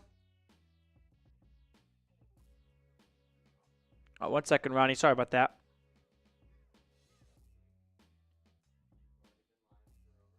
Uh-huh. I'll tell you what. Being live for an hour right now, it feels like it's been 15 minutes. It just flies by. Yeah. That's also so we're in one of the new studios, like I mentioned. There's no TV in the studio, which they're going to have to reconfigure the studio because we need TVs in every studios. All of our lighting for the studio is all on little stands. Usually we have them hanging from the ceiling, but given that there's 4 or 5 tiles missing from the ceiling, I don't think we're ready for that yet. I don't think the TV's going to go there. But I think the TV's just going to go right here. It's just going to be a big one. Looks like a home for a TV. Also, you're looking off screen. No, I think they're going to move things around. That looks like where a TV goes. Oh, yeah. Well, green screen. Yeah, you're right. I have to be here. Then what the hell is that for? That looks like a TV home. Does it not? I'm sure, yeah. But just another outlet that has to be there. I don't know. In the wall, halfway up? So what I'm thinking is... This is making horrible radio. They can't see shit. They see a black line behind it, a black screen. Ceiling lights hanging, and then a TV stand right in front of your camera. That wouldn't work, because where's that going to go then? No, the TV's going to be higher. Hanging from the ceiling? Not hanging from the ceiling. Just higher. Above this camera? Yeah. On what? What else do you think? What stand do you know is a No, but I'm saying what else would be reasonable? It won't be that. I'll tell you that much. All the way back there? I don't know, but it won't be that. Oh, it's got to be back there. It's going to be back there. It won't be that. I promise you that. That makes more sense. All right, this made for awful HGTV. Ronnie, what's our priority position this draft for Atlanta? Edge. You're 32nd in sacks since 2021. I don't give, other than Will Johnson, there's no one that's going to move the needle for me at 15 other than a pass rusher. Come up with your big board, by you I mean the Falcons, of your favorite pass rushers, and it's very simple. It's kind of like a fantasy football draft. You got your top 5 guys, have your big board. As players get picked, you cross them off. And you know what? When you're on the clock, you take the highest name on your big board at edge. The exception would be for me, but probably not for Atlanta, Will Johnson out of Michigan. Ronnie, thank you so much for your super. Braden from our Browns channel. If the Browns get Kirk Cousins, I think you mean Kirk Cousins or Russell Wilson, do we still look at QB or do we get Travis Hunter at 2? And who do you think will be Browns RB1 next season? Great questions all together here, Braden. I would think a Kirk Cousins or Russell Wilson acquisition does not point to that team going for a quarterback. And by that team, I'll say between the Browns and the Giants. The reason being is if you're Russell Wilson, take him for a moment. You have 2 options. Browns or Giants, it appears, right? The biggest thing you're probably asking is, do you plan on taking a quarterback? If so, I don't want to be here. Now, maybe the team's going to lie to him, but that's not a great start to the relationship. We saw that in Atlanta. I don't know if I don't think Kirk Cousins even asked if they were going to take a quarterback. What a weird question to ask at that moment. You're giving me $160 million. Doesn't seem like you know what I mean? So he probably was just blindsided by it. It wouldn't be a blindside to Russ if the Browns or Giants took a quarterback at 2 or 3. But I would think Russell Wilson would prioritize a team that's not about to draft his replacement. So he's gone after 1 season. That would be my thinking. But Browns or Giants, if they sign Russ, they could easily just lie. Go, we're going to do what's best for the team, right? They may not even have to lie. They could just tell Russ. If both teams tell Russ, hey, when it comes to draft, we're going to do what's best for the New York Giants, the Cleveland Browns long term. And that's that. And then Russ has to decide whether or not to think they're going to go quarterback.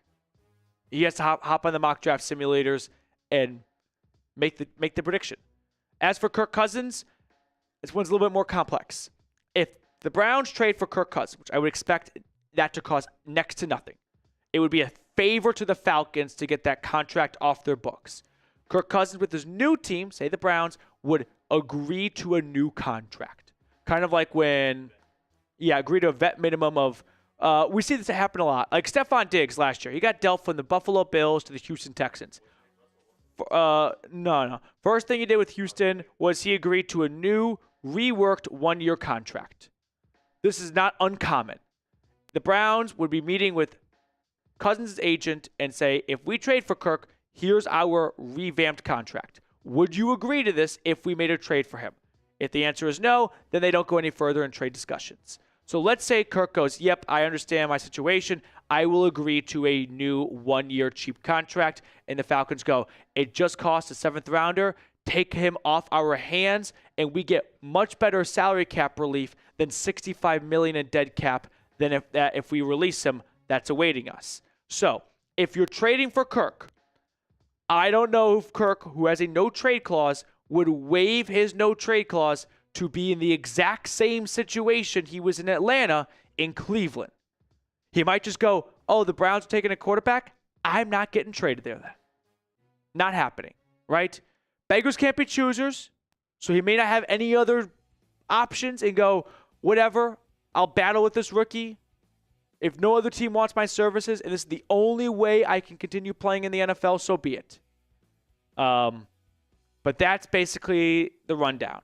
As for Travis Hunter, I don't think it'd be a good pick for the Browns. I think he's a phenomenal football player that's probably going to go down as a great college player. I'm not confident in it translating to the NFL because I don't believe you can play both ways at a high enough level on both sides to warrant the 2nd overall pick. I don't think Travis Hunter is going to be one of the best receivers or corners in football. What makes him really, special is he's super good or very good at both, but I don't think anyone's looking at him as the best receiver in this draft. So teams could look at him as the best corner in this draft. Do you see corners go 2nd overall very often? Who were the last few corners to go top 5 in the draft? Denzel Ward went 4th. Did Derek Stingley go 4th? Jeff Okudah?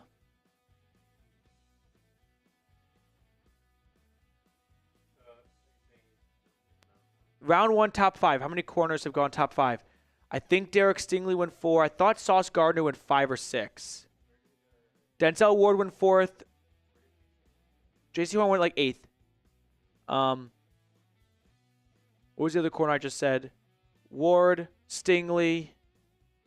Oh, Jeff Okudah went 3rd to the Lions. Surtain went 9th. It's not common for corners to go that early. And if the Browns think he's a corner, I think 2nd might be the earliest a cornerback has ever been taken.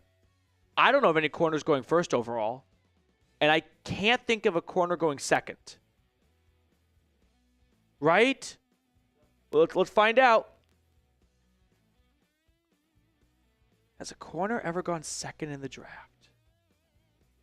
Dun, dun, dun. We're about to find out. Okay. 1 second.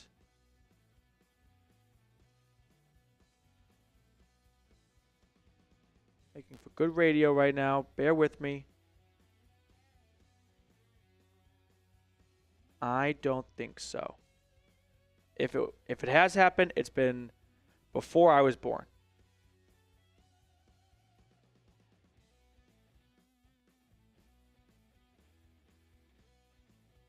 Okay. Cornerback.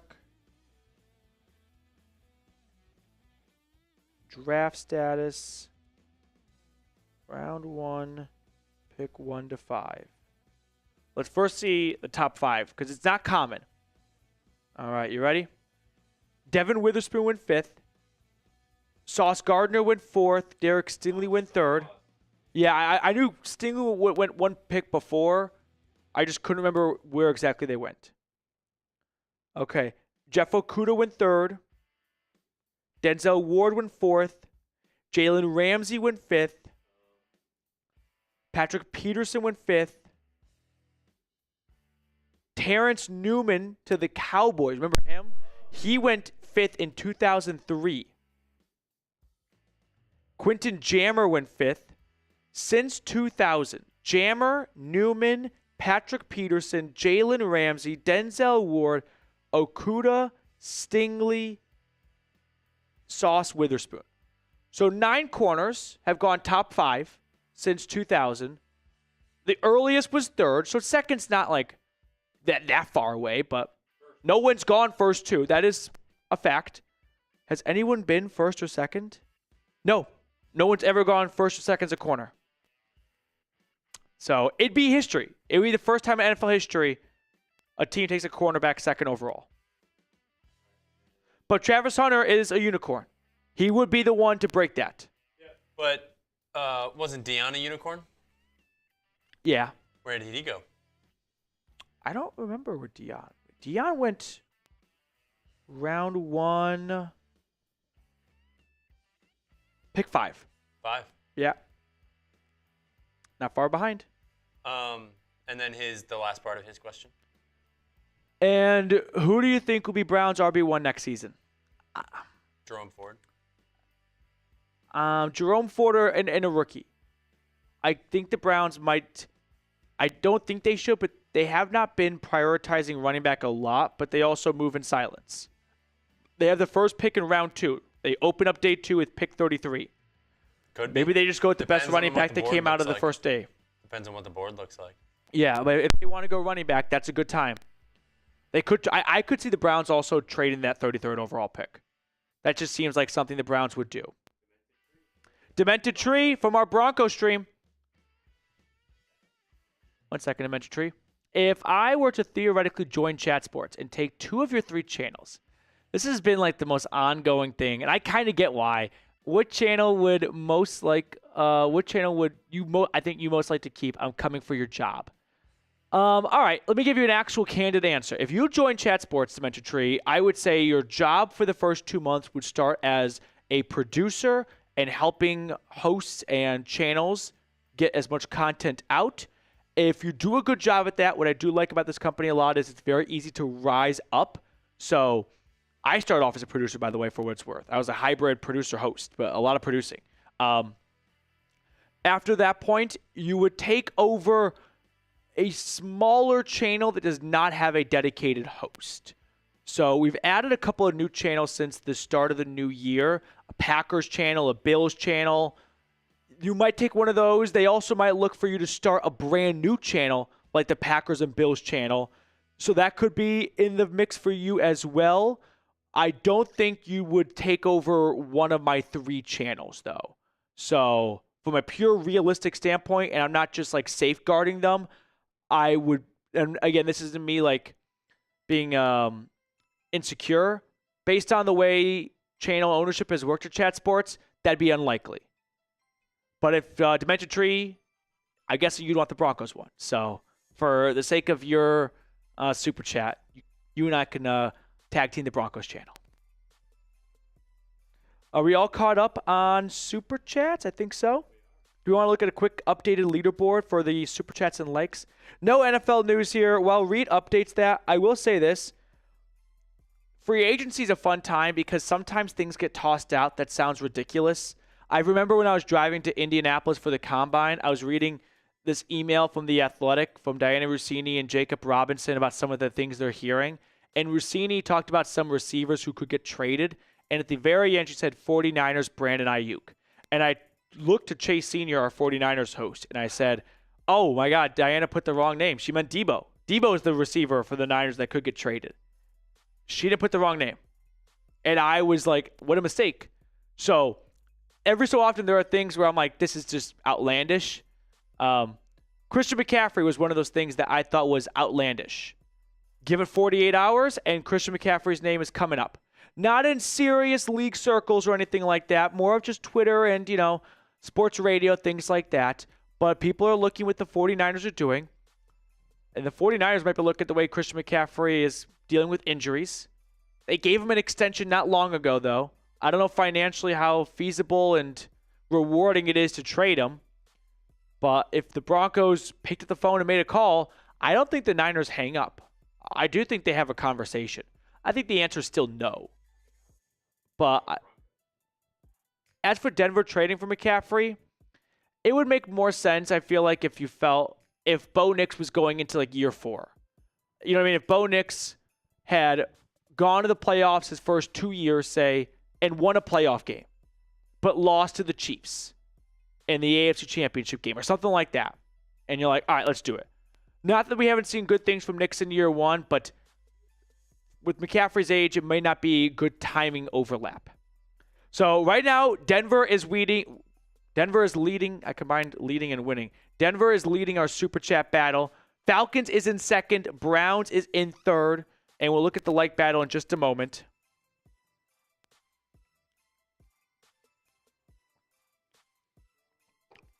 For everyone that's able to Super Chat, I really appreciate, obviously, your support of the channel. And I just got to assume everyone's kind of enjoying the competitive nature right now. Atlanta continues to dominate in likes. Meanwhile, it's neck and neck here, but the Browns have the slight lead over the Broncos in likes for a silver medal. So right now it's gold and bronze for Denver, silver and bronze for Cleveland, and gold and silver for Atlanta. Chris, no Broncos news for the moment. We'll see if some signings come in. Things have calmed down. I don't think there's this urgency to go out and sign this player because someone else might sign him if you don't sign him. Teams are slowing down a little bit. Is Overlord still here? Dave Joseph is in the chat. Great to see you, Dave.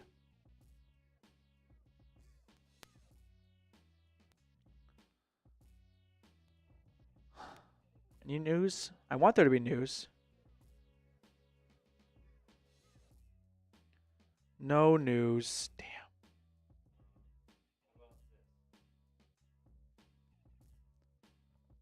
Change the team to make it your team.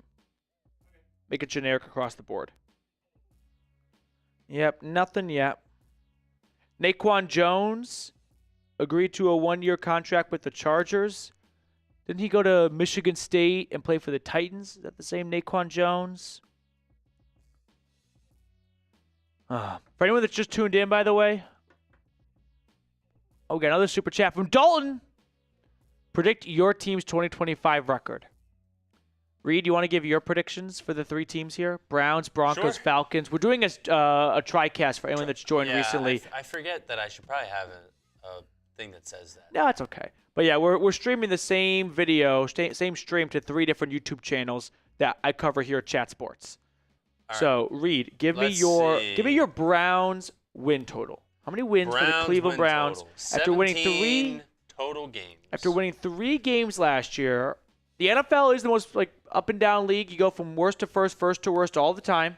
It's tough because I feel like I'd have a better idea after the draft. Fair, right? I mean, you don't even know who's starting at quarterback. Fluid. This is a very fluid record. Right. That's fair. Right now, I would go 4-14. Okay, I was thinking 6. Or 4-13, I mean. Yeah, I was thinking 6 wins. I give them 1 extra. If they get a solid quarterback, and when I mean solid, I mean definitive. Mm-hmm. Okay, that's the starter. Or that's the 2 people competing for the starting job. Then I'd give them a couple extra, depending on who it is. And then how they do in the draft. I would say ceiling, 9. Okay. Makes sense. Floor, 3. Yeah, I'm thinking 6 wins. I think they could double the win total, which isn't saying a whole lot, starting at 3. But I think there's enough talent on that team to flip some of the results from last year with just slightly better quarterback play and, lack of penalties and, a better run game. So I'll go with 6 wins for the Browns. All right. How about the Falcons? Falcons. They won 8-9 last year. How many wins for ATL? 8-9 could well be their 2025 record. They've only had losing seasons under Terry Fontenot. Will they get a winning season? I would go 10-7, compete for a wild card. I'm gonna go 9-8. 9-8. Yeah, I just don't like 10 wins for Penix in really his first season with a defense that's still not going to be at a a mid-level. I think like Atlanta's defense probably last year ranked 1 to 32. Yeah. Probably around like 26. Yeah. You know what I mean? I think there were a few more worse defenses. And it was supposed to be like top 15. Kind of, I guess. I don't know. In our eyes. And I think they can go from a 26 defense to like a 19th or 18th. Yeah. Like just outside the top half. I think the next, I'll go 9-8 for Atlanta. I say 10-7 compete for a wild card because I think the NFC South is going to be better. Yeah. Panthers are not going to be a walkover. They beat Atlanta in Week 18. They looked good at the end of the year. Falcons are going to be better than last year, and the Bucks. The Bucks are going to be around the same, but they were pretty good last year, and I think Baker takes another step forward. Mm-hmm. But I think the Saints are still confused. But I think it's going to be a little bit more competitive. 10-7 Denver Broncos. How many wins for Bo Nix in year 2? So they were 10-7 last year. Yeah, 10-7 last year. I have very high hopes for the Broncos. Okay. I would say the Denver Broncos in 2025 go 13-4. 13-4? 13-4. That's ambitious, not gonna lie. It is. I'm thinking 10-7 again. Okay. The additions that they've made It's not trying to be a hater, but the NFL's tough, and the AFC West got better. The Chargers are going to be better in year 2 than year 1 under Harbaugh. The Raiders are going to be better, and they're going to be playing a tougher schedule. Like, you play your schedule based on where you finish in the standings. Well, actually, I lied. They're not playing a tougher schedule. They finished 3rd behind the Chargers. I think they were 4th the year before that. So, were they 4th? No, they were 3rd again. So, take back the tougher schedule part. But I'll go 10, maybe probably post-draft. If they get a stud running back, I'll be at 11 wins. Okay. If they get Warren or Genty, I'll be at 11. So I see it like this. The AFC West. Remember how the last what? Jets signed a boring tight end. Oh. And I was like, oh, I got a notification. Stone Smart. That's not a person. That is not a person. That is not an NFL player. No way. The AFC West is slowly becoming bad. The AFC West? Yeah. So like crumble cookies right now, how do the Raiders get better? I think they got a better head coach in Pete Carroll than Antonio Pierce. I think the Antonio Pierce hire was so fueled by not hiring Rich Bisaccia that they felt they did an overcorrection. And I think that Geno is better than Aiden O'Connell. We have some news? Oh, he just came and hang out? I just want to come check out how the Arctic is going. Yeah. Dude, come back. I would say at 3 p.m. Yeah. They turn on some air conditioning at 3 p.m. or 4 p.m.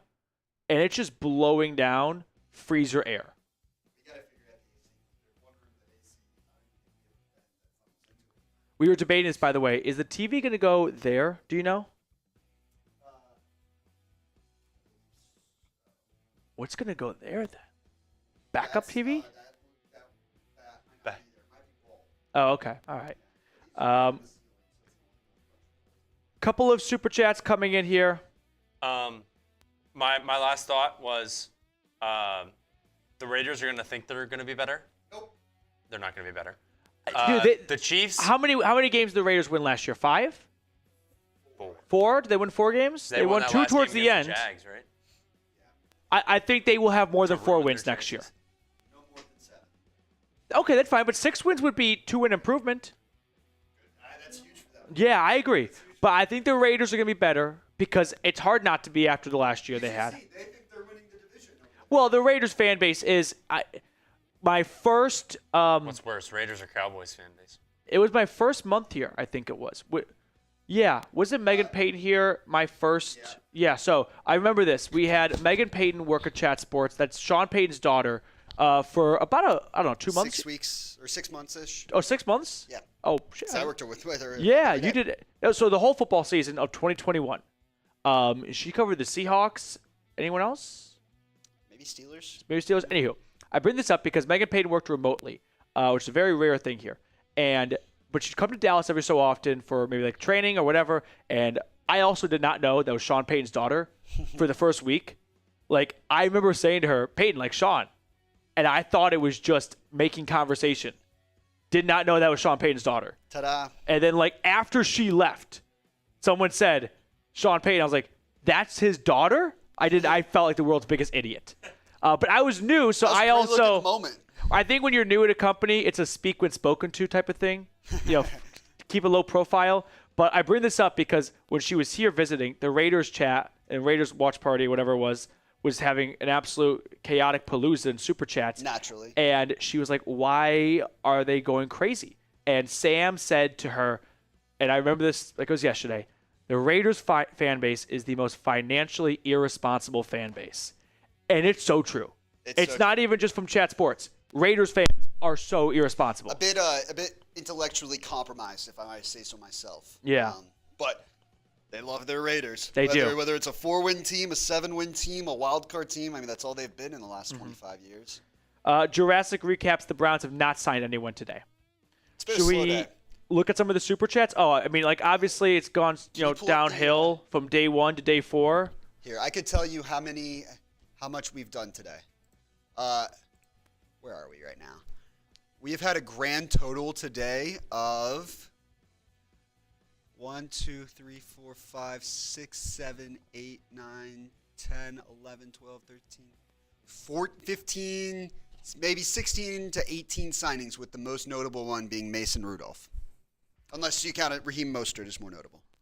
Yeah, no, I'd go quarterback's going to Boring lead. day. Uh-huh. Boring day. A few. Shout out Broncos fans, though. Yep. A few super chats on our Brown stream I want to hit. Yeah. We have a trade. It does not involve any of the 3 teams here, but the Vikings are trading guard Ed Ingram to the Texans, who traded away their guard Kenyon Green to the Eagles. So Minnesota moving on from a former second-round pick, and the Texans replacing Kenyon Green or adding some competition most likely. But we have a trade between the Vikings and the Texans for a guard, and I'm guessing a 6th-round draft pick. Dalton Sipes from our Broncos channel. What do you think about the Broncos drafting Devin Neal? That's the Kansas running back, right? I want to make sure I'm not mixing him up. Yeah.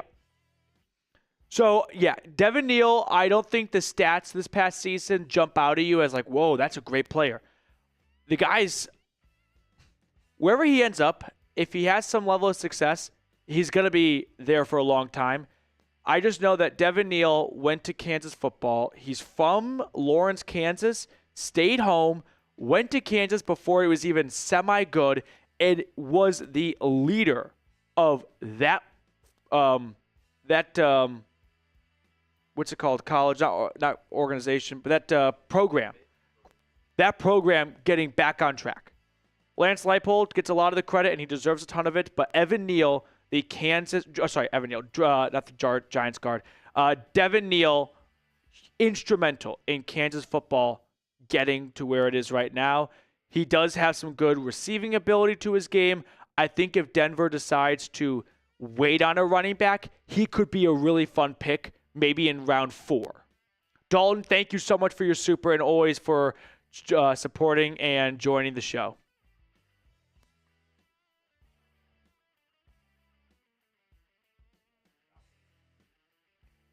We have a Falcon super chat, and then we'll get to some Brown super chat. Jeebus H. Christ. Which team signs O'Long Johnson? I think he signs with Mike Oxlong. Yeah, right? Mm-hmm. Is this the Is there no Long Johnson that I don't know about? I can't think of an Long Johnson. Jeebus, am I missing someone here? Let me know. Oh, was it a 6? I said yes. Oh, I didn't hear you. I'm sorry. I just went off of Rappaport's tweet that didn't have the details in it. Or was it Schefter's tweet? No, I just went off of Rappaport's tweet. Braden, let's see your Riz faces. I'm never good at this stuff. Right? Is it the one finger? It's got to be the Rizzler. Right? It's the blue steel kind of like, what does he do? I think there's a little chin action afterwards. I'm kind of happy those guys are out of the spotlight. They were a fun sensation. They only existed starting a year ago, by the way. They just celebrated their first year anniversary. So incredible, rise to fame. But we can leave the Costco guys to 2024. They're going to make great trivia, though. I look forward to that. It'll be kind of like the ALS water bucket challenge and the Costco guy. Like, put these guys in chronological order. It'll be fun in a decade to talk about. David Everett, I would do this if I were in charge of the Browns. Re-sign Joe Flacco and Nick Chubb. Draft Abdul Carter at number 2. Trade up from 33 to 12 or 13. Draft Jack Sawyer. I don't think Jack Sawyer is going to go round 1. I think there's a lot to like about Sawyer when it comes to his tenacity, his motor, and flat out the production too, right? But I don't think teams are looking at him as, hey, the athlete's incredible and the production's through the roof. We can take him in round 1. I think he's going to be a round 2 guy. So I don't think you have to move up all that much. Plus, if you did trade up to 13, say, from 33, you're giving up a first-round pick next year. Something I would not do. As for Flacco and Chubb, I would say Flacco is not going to come back on account of Andrew Berry would have to admit it was a mistake not to re-sign him last year. And all signs are pointing towards the Browns. I should say all signs are pointing towards the Browns letting Chubb go. I think they're going to let Chubb test the market. And I think Chubb wants to come back unless he gets a really good offer elsewhere. It does kind of feel like a separation could be coming. Ooh, Alexander, can I guess? I haven't seen. Is he signed some? Oh, fuck, it's right there. Sorry, I didn't see it. I didn't see it. You said, "Can I guess?" Then looked at the screen. Well, I didn't know it'd be on screen. Oh. We've just been on a cycle.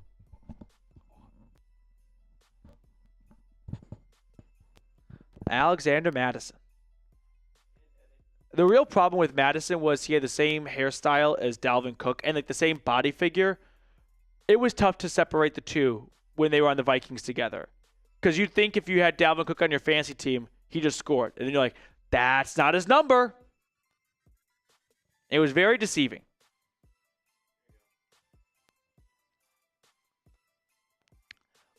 David, appreciate your super chat. Thank you so much.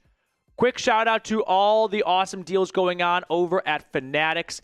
Go to chatsports.com/Fanatics. If you want to get a jersey, you want to get a t-shirt, maybe you want to get a hoodie, whatever you're looking for, visit Fanatics at chatsports.com/Fanatics. Got to use this link to support your favorite channel, and you can stumble across some really good sales, some really good deals, because these deals and sales at Fanatics come and go pretty quickly, so I don't want you guys to push it off and miss out later.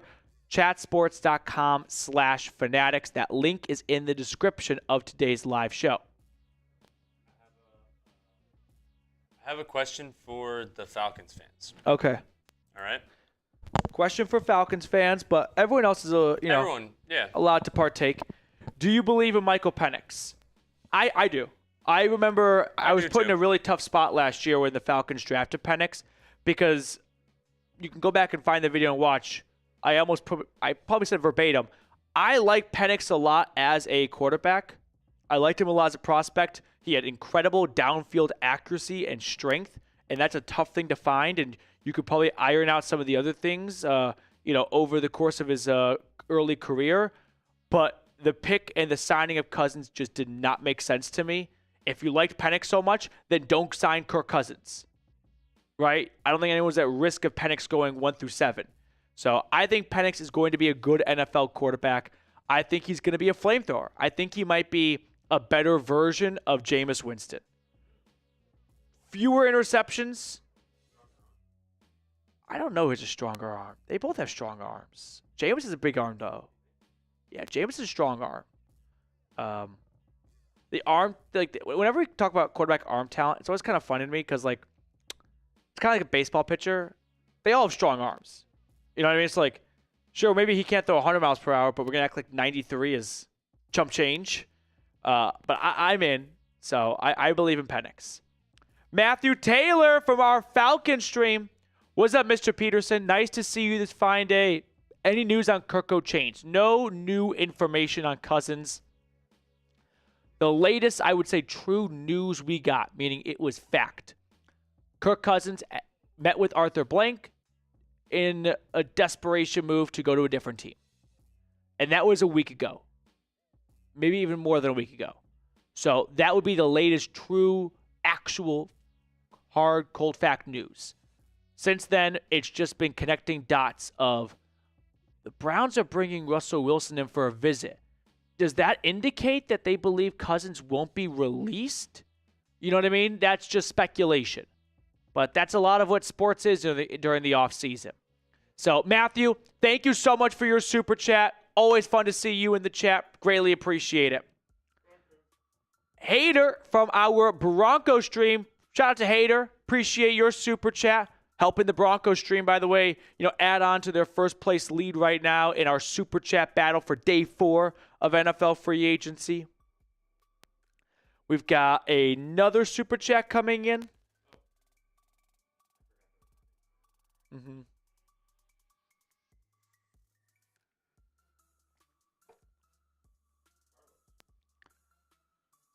Carlos from south of the border. Do you think Kyle Pitts will stay in Atlanta in 2025 with his $10 million salary? I think Atlanta would be open to trading him. I don't know if anyone's giving up a fair enough offer for the Falcons to feel compelled. So, before free agency, I wouldn't say like absolute about him getting dealt, but I was more confident than not, I would say is a good way to classify it. Now, it's only been a few days. Trades are still going to happen, but it doesn't seem as likely as I would have thought maybe a month ago. How about that, Carlos? But I don't disagree that $10 million is, you're about to give $10 million to Kirk Cousins in 4 days. So, $20 million to two guys who don't have big roles on this team right now. They might decide to save some of that money. Carlos, 200 pesos. Thank you so much for your super chat. Let me know in Mexico where you're tuning in from, by the way. My grandparents retired to Guadalajara, and as a little kid, going down there to visit was the absolute best. We go horseback riding. Haven't been to Mexico in a long time, though. All right, I think we're all caught up on supers at this point. Yeah. So Reed can update the totals in a moment. I'll just give some shout-outs in the meantime. Yeah, and subscribe. If you're not subscribed, go fuck yourself. Like, come on. Click the button. It's free coverage. No one's giving you guys this much NFL free agency live coverage on YouTube than we are. It's 4 straight days. We have been live at this point now for about 15 hours. 15 hours live. Hanging out with you. Carlos says Sinaloa, which I only know from Narcos. And I don't think I know it for the right reasons. But I do appreciate you watching, Carlos. Andy, any thoughts on Cooper Kupp replacing Elijah Moore? Guys, I don't think Cooper Kupp is as big of a fish as people think he is in their heads. I think Cooper Kupp, I've kind of walked it, not back, but I've lowered what I think he's going to sign as the days have gone on, especially with Hopkins getting $5 million. I think Kupp's going to probably get around $8-ish million. I mean, can we throw up his stats over the last 4 years real quick? Sorry. The lack of availability is a concern, and I do think he is just not as good as he once was, which isn't unexpected given age and the injuries. I mean, look at it. He's missed 10 total games from 2023 to 2024. That's 10 games over 34, right? That's a good chunk of the pie right there. And then he missed, let's say, not quite half of 2022, but he really hasn't even been super close to 1,000 yards. Like 2022, he would have gotten to if he played the whole year, but missing that many games with injury is noteworthy. And I think the lack of separation ability the last few years is a fair concern. Now, I still think if you can get 700 yards and 6 touchdowns, that's not bad production, right? In 12 games, you'd hope for him to play a little bit more, but if you could just get 14 games out of him, and you get 850 yards and 7 touchdowns, for $8 million, I'd probably make that deal. I think any team would go, hey, $8 million for 800 yards and 8 touchdowns, we'll say, just a couple 8s across the board. Yeah, I'd make that deal. You make that deal? I'd make that deal. So that's probably around the ballpark he's going to. But if you want some real news, I know Matthew asked for a Kirko update. It's sounding like Cup is not going to drag this out, and it could be decided soon. No list of true finalists, but maybe sometime before Sunday, he could make a decision. Reese Adkins from our Falcons channel. If you're not subscribed, what are you doing? I don't know, Reese. I'm with you, buddy. I know that I am pretty guarded when it comes to like following people on Instagram when scrolling reels. You know, it takes, more than just one good video to be like, all right, I will click the follow button.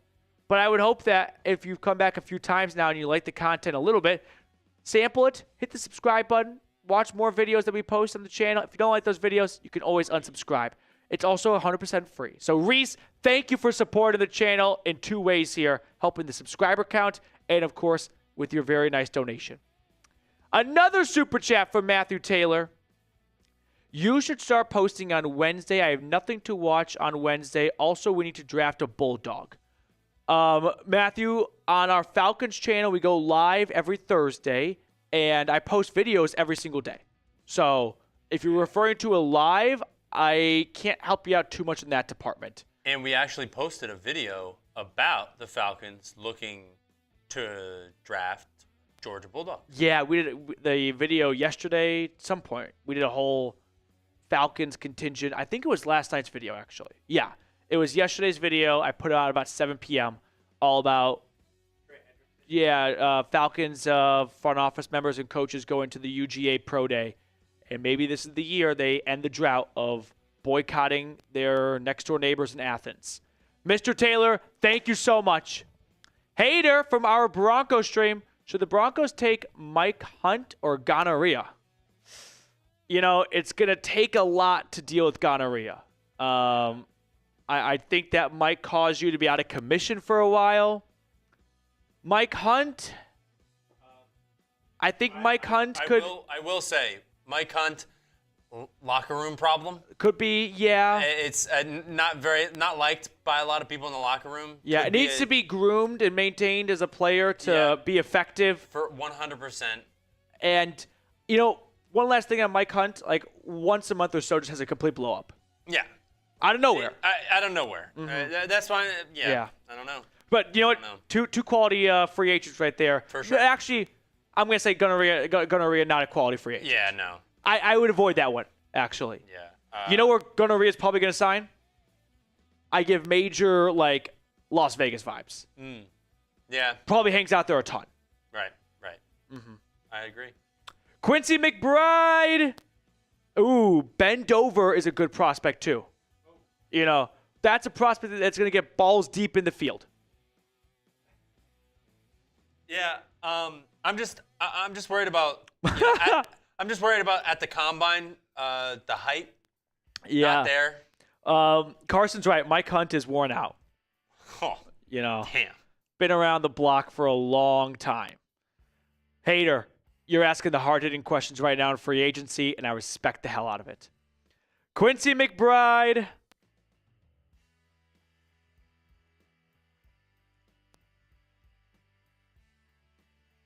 One moment, Quincy. Any sleeper in the draft you think is not getting enough attention? I like this question, Quincy. I right now in March, my brain is so focused on free agency. Not that I don't have a sleeper for you, but let me just kind of look at my notes because I write down some names that I like.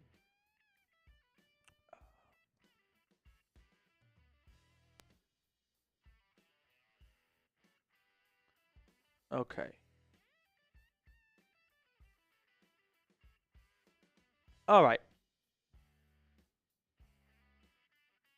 Who jumped out to me? I'm trying to remember my time at the Combine, I talked to a lot of players who I wouldn't qualify as sleepers, but I did like them. Who really? Oh, I've got one name. Maxwell Hairston? No.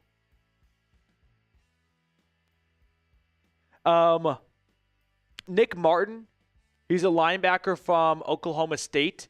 He was injured last year, so he missed a lot of time. Really good 2023 tape, though. I think he's going to fall in the draft because of the injury, but I think a team's going to be happy with him in 3 to 4 years. So I'll put out Nick Martin as one option. Another one that I don't think is a true sleeper. Let me give you I think by sleeper, people really want to know who's going to be good in round 3 that should have been gone in round 2. Jaden Higgins, the Iowa State wide receiver, he's been getting a ton of praise and deservingly so. So if you want to sound smart in front of your friends, you could go with Ted McMillan in round 1, or you could do something else and get Jaden Higgins in round 3. That's one name right there. What about Eric brings up a good point. Yeah. Phil. We going back to the Mike Hunt? Phil McCracken? Yep. He goes. Still available. Known to get down and dirty. And then what's another? Oh, you know what? There's one more name, though. Not to just single out Iowa State Cyclones. Darian Porter, I don't know if I call him a sleeper, but he's a fun prospect to learn about. The guy's 6'4" and plays cornerback. That's a rarity. That tall at corner. He was also an Iowa high school track winner. I don't know how good the track competition is in the state of Iowa, but he won a lot of, track records, state records, and things like that. Started off as a wide receiver for the Cyclones, changed to corner. He was in Ames for 5 or 6 years, so he's going to be a bit older. But Darian Porter, 6'4", there's going to be a GM that just can't get past a 6'4" corner working up against some tall receivers. But those are the names I'll toss out there right now. And then one more, Jack Beck, TCU wide receiver, scrappy, put him all over the offense. I like that one a lot as well. And then one last one. This one I don't know if I call a sleeper, but more of the Darian Porter thing. Deion Walker, the guy's 6'8", 300 pounds. He is ginormous.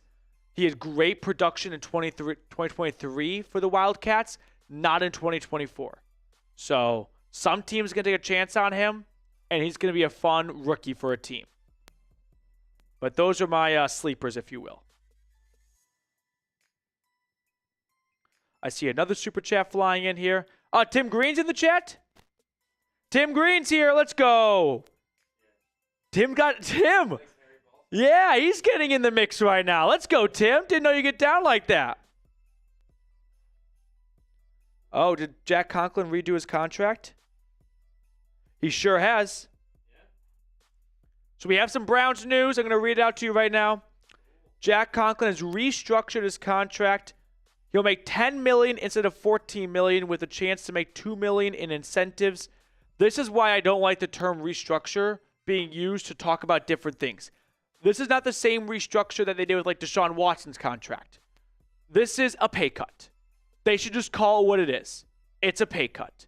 Jack Conklin was told, if you don't lower that, we're going to have to cut you. And so he agreed to a pay decrease. So Jack Conklin agreeing to a pay cut, which would be called a restructure, but I think it's better to be known as a pay cut, going from $14 million down to $10 million with a chance to make some money back in incentives, and then he'll be free after the season instead of 2027. So it takes 1 year off of his contract, and it lowers his cap hit for this year too. I won't look at any cap numbers for a little bit because it takes some time for these things to really get finalized and make its way to over the cap and Spotrac. But Jack Conklin, the news, agreeing to a restructured 1-year, $10 million contract instead of having the 2 existing years on his deal for more money. No, I don't think so. Yeah, can we do a short? Someone highlight cuts a short. Could that be organized? Yeah, let's give that a go. Bradley, all-time super chat right there. We'll get that in a moment.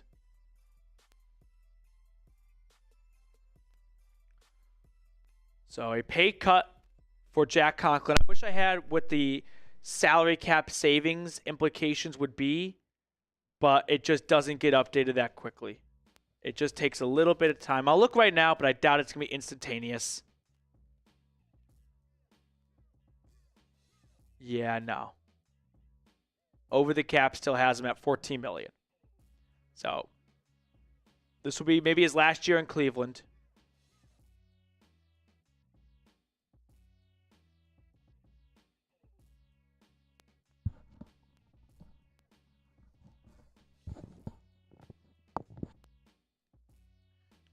I like how Ammon K was the first one to break the news to me.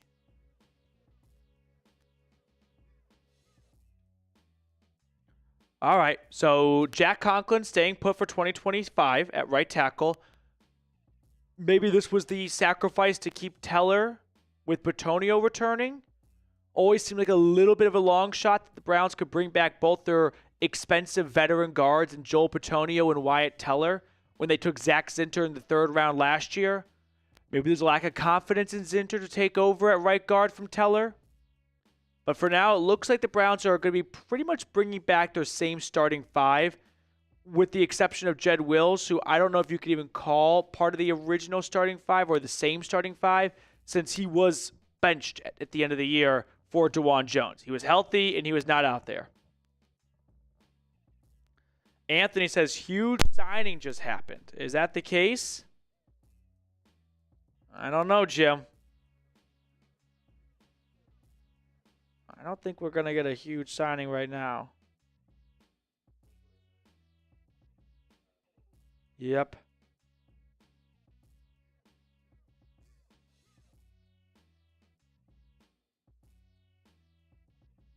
Okay.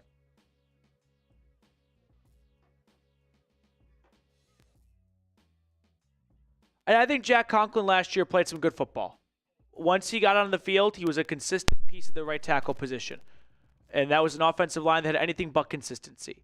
So I like this for the Browns. And for Conklin, it was probably either this would be released and he wanted to continue playing in Cleveland. And, $10 million is still, a good chunk of change with $2 million to be earned back in incentives. So, yep. Okay.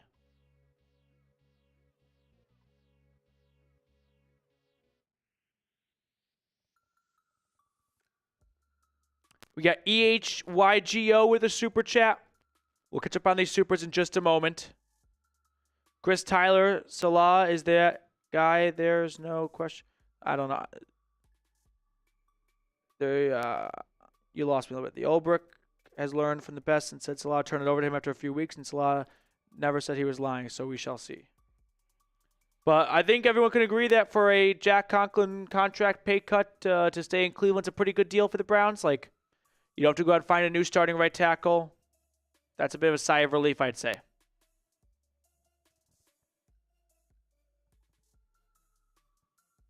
All right. Are we ready, Reed, just to break it down short style? Okay. I think we could just kind of keep it right here. Oh, Bradley, who will draft Barry McConkner? There was nothing better than peak Barry McConkner on Twitter. Him doing the checkdowns videos, montages of Tom Brady. Look at Tom Brady, so good. Look at the little 2-yard pass, and look at the running back, get all the yards after that. Great job, Tom. Those were the best. But so, what team you think? What team? What? Who will draft Barry McConkner? Barry McConkner. Man, who would do that? I mean, he's got smothering defense. Yeah. That's a good one. I can't think of what team would be a good fit for that. I don't know. Mm-hmm. All right, let's kind of recap the Jack Conklin news. Are we ready? No, because it's gonna be just me, so there'll be no graphics in the shorts. Oh, that's fine then. Yeah. Put the L3. Yeah, of course. Okay. All right. And then we'll get to EHYGO Super in just a moment. So just a quick recap of the Browns news for our Browns viewers here. Ready to let Durham know? All right. Starting in 3, 2, 1. The Browns and Jack Conklin have agreed to a contract restructure. I don't like the word restructure. It's a pay cut. He's taking his base salary from $14 million down to $10 million.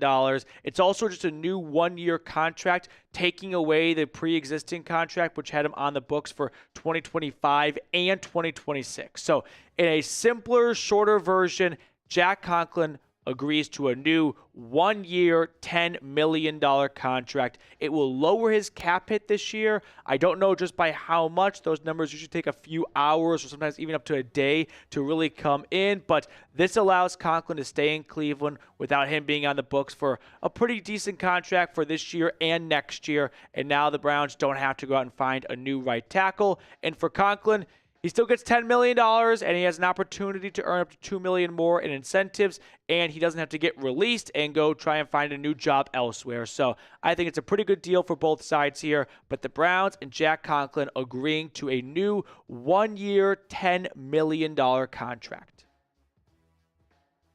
All right. That's pretty much the takeaway there. Keith is here.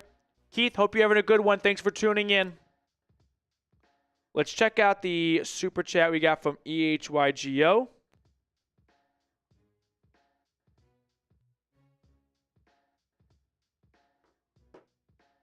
Oh,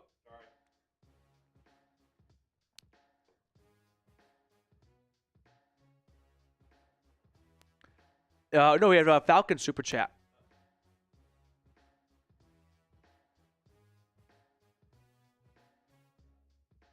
By the way, the Falcons, they have made a comeback in the Super Chat battle. They're only $13 off of the Broncos, and thanks to Michael's $100 Super Chat before we even went live, putting Denver firmly ahead. Atlanta has gone on a 127-40 run since that moment. EHYGO, Jeff Ulbrich talked highly of Malachi Starks. However, his lack of production scares me. Even in my mock draft,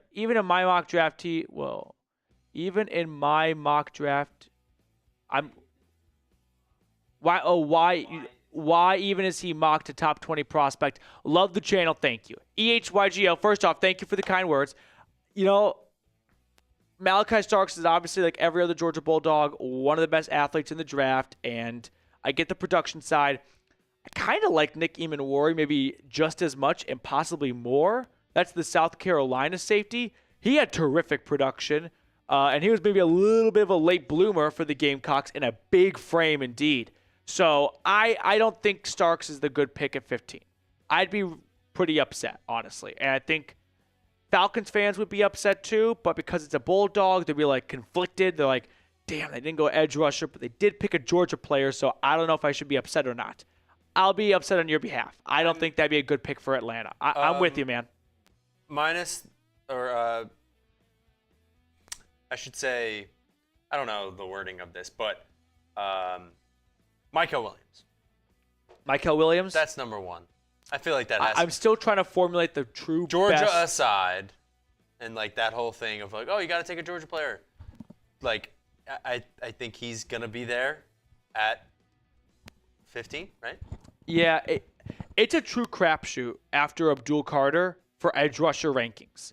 You'll talk to some people who have Shamir Stewart, who tested through the roof at the combine, but no production. And production to me is 90% in my evaluation of an edge rusher. Call it 80. That's a little high. 80%.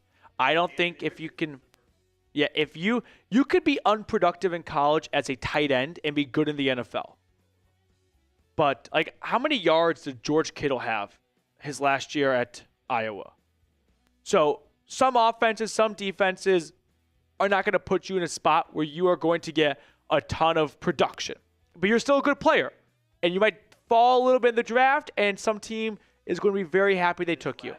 I want to guess. How many yards? You already like 314? George Kittle, 300 yards and change his last year at Iowa. So, like, production, positions is somewhat not meaningless, but less important than others. Edge, important. Do you want to guess what he had in his junior year? 150? 290. 290? And then freshman year, 108. Sophomore year, 25. Did he get hurt? He must have got hurt. I think he got hurt in played college. Played 12 games, though. Oh, I don't know then. He also did round pick, George 314 in 11 games. We got another super chat coming in on Falcons today. That's actually going to put the Falcons chat just $3 behind the Broncos chat in the driver's seat for a gold medal for super chats today. Browns $100 super chat will get them right back into it. Within 6 of Denver and within 3 of Atlanta. Play it out. 7 is a good name. I want to name my firstborn 7. 7? If you know, you know. Sag butt. Mike Hunt is washed. Connor Rhea can be unleashed deep and is fiery when leaked out. Yeah. Connor Rhea is going to make the team burn. That's for sure. That's going to have some effects on your team and everyone else's team.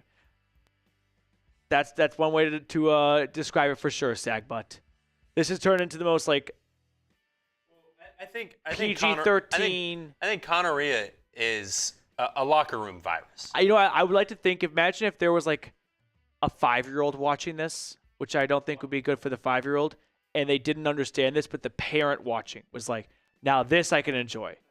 No more talking Mr. Orange. That's like or Bluey, whatever. But we can watch this, and you don't understand Conneria. That's like when you're watching, like this was like probably like 2000s, mid 2000s. SpongeBob. No, well, that probably yes, but movies where they know parents are taking their kids to the kids movie, and they have little adult jokes in there for the adults who took their kids to the movie theaters to watch the movie. Mm-hmm. The kids don't get it because it's an adult joke. Right. But that's sort of like what it is. I love there's some in like, Toy Story and like it's so funny. Ole Miss and Arkansas tied at 80 with 5 seconds. Ole Miss 3 at the buzzer to win. Got it. Actually, not quite at the buzzer. Arkansas got a shot off. Oh, and he Gordon Haywarded it from half court where he got off the backboard, front iron, it out. So Ole Miss knocks out Arkansas in the SEC tournament. Arkansas 9 seed in the SEC. I would love nothing more than Calipari misses the tournament his first year. And maybe that would do it. We'll see. Ole Miss, though, advancing. Ole Miss is just playing for the best seed possible. I took down my Volunteers last week, and I think they've got a chance to be like a 4 or 5 seed if they win one or more. Tennessee, I think, has to be Tennessee, Alabama, and Florida, I think, are all battling for the last 1 seed. And whoever goes the furthest in the tournament gets that last 1 seed. Whereas if Tennessee had beaten Ole Miss and they ended the year on like a 6-7 game win streak, whatever they were on, they could have afforded to lose to Florida or Bama in the championship and still be the 1 seed. As backwards that might sound, after beating both those teams earlier, that might not have counted against them too much. Sky Guy, I love your channel. This one's coming in from our Broncos channel. I came here for all my Broncos updates. Who do you think we should grab in free agency next? So you've gotten a safety, you've gotten a linebacker, and you've gotten a tight end. what were the 4 big needs for Denver going into the offseason? Running back, tight end, linebacker, safety. I would think running back next. I would pursue the mindset of signing a running back that is there to be a pass catcher and a pass protector. I do not think you should sign J.K. Dobbins because he had 900 yards last year, because you're not looking for a 900-yard running back if your plan is to draft one, which I think Denver will be taking a running back in rounds 1 or 2, at latest 3. So then, what could that rookie running back maybe not excel in? Receiving and blocking. Go after a veteran running back that can do one of those or hopefully both those things, so that that rookie has a little bit less on their plate in their first year. That, to me, Sky Guy, would be the next avenue to go down. Possibly a wide receiver. You added Trent Sherfield, but he's a special teamer. I don't think Denver's looking to make a big swing at wide receiver, though. So I'm thinking running back. Try to find a good blocking running back. Who's some of the better free agent running backs available? Let me look here. J.K. Dobbins, Nick Chubb, Kareem Hunt. Hunt can protect and he can catch. Maybe Kareem Hunt. That's an option, I guess. Sky Guy, thank you so much for the super chat, though. I don't have a specific name. I would just look for a veteran running back that can do those 2 things that I mentioned. Appreciate it. Is that the cat from that meme with the girl sitting around the table? That's an all-timer.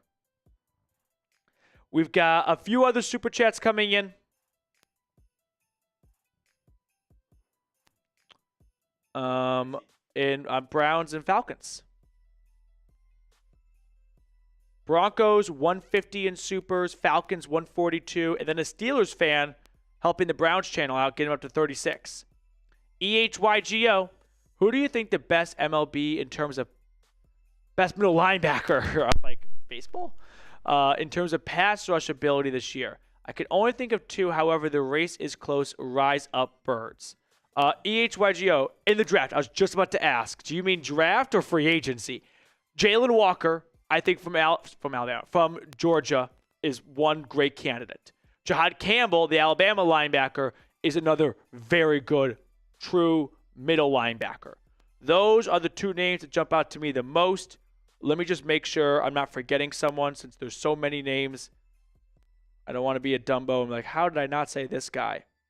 Some people are calling Jalen Walker an edge. I don't. I think he's going to be an off-ball linebacker. I think he's going to be like a Caden Ellis for Atlanta, wherever he ends up. A linebacker who you use on blitz packages. I don't think he's just honestly big enough to play truly an outside linebacker dealing with tackles first, second, and third down. Other than those 2 guys right there, the UCLA linebacker, Carson Schwarzenegger, that's one option, but I would go with those 2. I'd go with Jalen Walker from Georgia and Jahad Campbell from Alabama. A Steelers fan, I have to assume. I don't know. Who do you have the Browns taking 2nd, 33rd, 67th, and 90th? Jeez. All right. Let's start with 2nd. This is obviously like the $1 million question right now. No one in Cleveland can say definitively, and anyone that can is just trying to pass along their preference. I hope you know, I want to interrupt you. Yeah. This is not a Steelers fan. This is a joke. Like it says we haven't won a playoff game, and then in 8 years. Where do you see that part? It's written.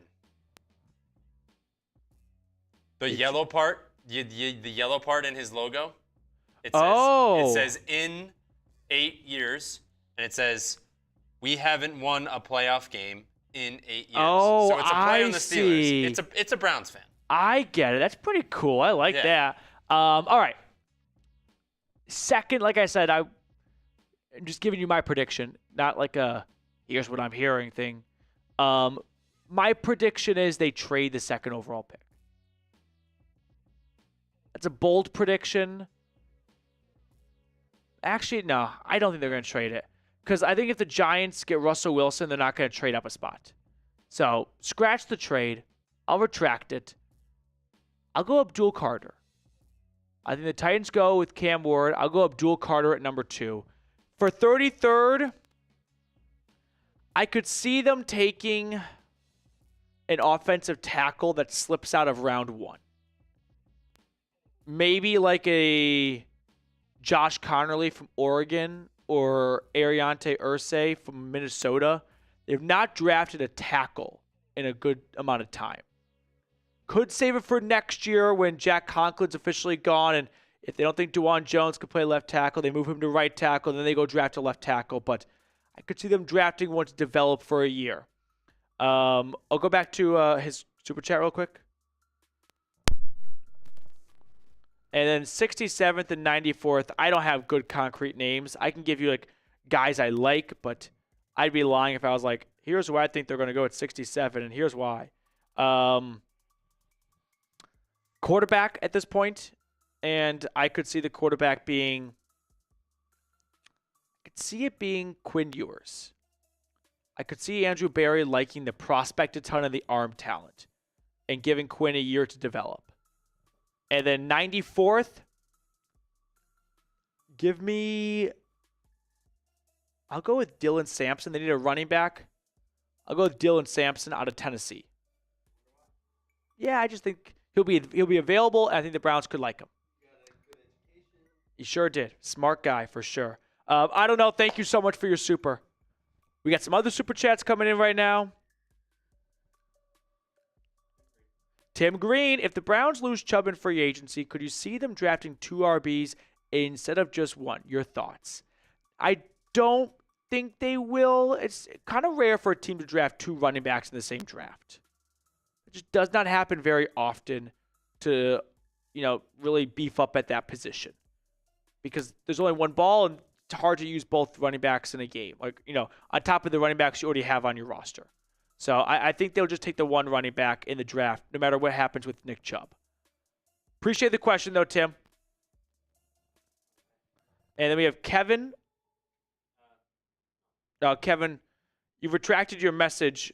You got when you retract the message, it doesn't go on screen because our software then doesn't have the ability to find it.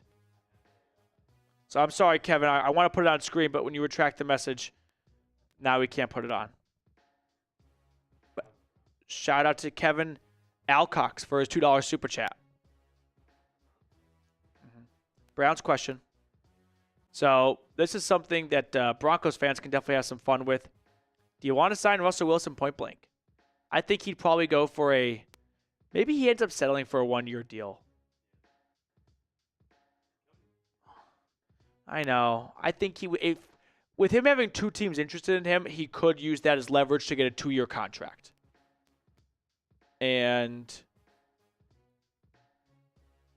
I wonder if that is enough for, I think Russ is going to sign a 2-year, $35 million contract. That's just kind of what the going rate is for quarterbacks. And I don't want the Browns to give Russell Wilson a 2-year contract. We got another super chat coming in.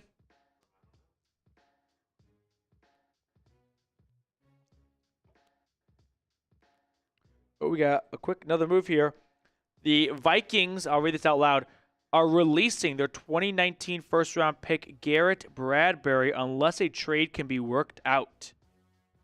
So if you are looking for an offensive lineman to trade for, Garrett Bradbury from the Minnesota Vikings is available. They've already traded Ed Ingram. They are revamping their interior O-line. Thoughts on Dante Thornton, 6'5", 214, 430. Went to Tennessee, so I'm quite familiar with Thornton's game. And if you ever play NCAA, he is the guy running down the sideline that's very fun to throw to. He's a speed demon. I think he's more of a track star than necessarily a football player. And that's a big knock against him, and I definitely would not have the balls to say that to his face. But I think we all know, like Anthony Schwartz, examples of guys who are really fast, great athletes. Not so sure it's going to translate to the NFL level when you can't just be fast anymore because everyone's fast. So I would have interest in him in day 3 for his speed. Anything earlier than that, no thank you. Yeah, I thought we put the timer on for... Oh, yeah. Yeah, we'll do timer. 35-minute timer. Just no big news here, so we'll throw a 35-minute timer on. We'll wrap up the show around that point.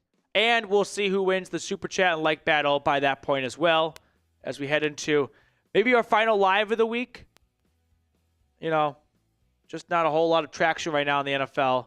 So don't want to keep you guys captive if we got nothing going on. Robbie says no.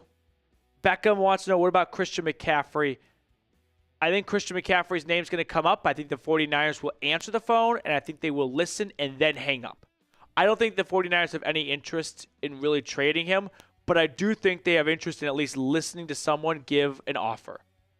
It would have to be a ridiculous offer, and no one's making a ridiculous offer for a running back who's 28, 29 years old, coming off, tendinitis. What was the injury? You'd go to Germany for treatment?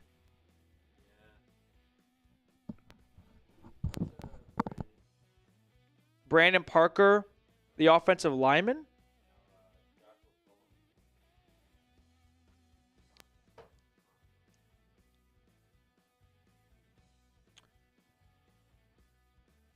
Oh, Brandon Perna. Sorry, he's a big YouTuber. I saw in the Falcons, someone said Brandon Parker. I was like, that's a Raiders tackle. Josh, I have watched his stuff before. He's very funny, very entertaining, very good at what he does. And I think that he's a YouTuber.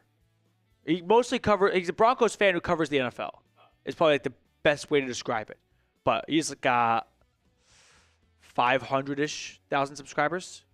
Yeah, he's one of the big big kahunas for sure. And he's very good at what he does. Very entertaining. The difference, there's lots of differences, but one of the big differences, he puts like game highlights, like broadcast highlights. And we're just not allowed to do that here at Chat Sports. Just YouTube copyright, things like that. So, but he's very good. Okay. Oh, ZD, we literally re-signed Brandon Parker. Oh, now I'm getting on confused. Brandon Parker used to be on the Raiders. Am I thinking a different Brandon Parker? Or did the Falcons make a re-signing, an offensive lineman? Let me look. Because ZD, I'm not getting... Oh, they did. They did sign it. Okay. All right. This time, ZD's... Okay. I just couldn't trust you anymore. That's what happens. You're the boy who cried wolf. So the Atlanta Falcons are re-signing offensive lineman Brandon Parker. He's been a backup for them. I don't think he saw a single snap last year in the regular season. He was on the Raiders for a while. He was on the Falcons, I think just practice squad last year. I don't think he was on... Let me look.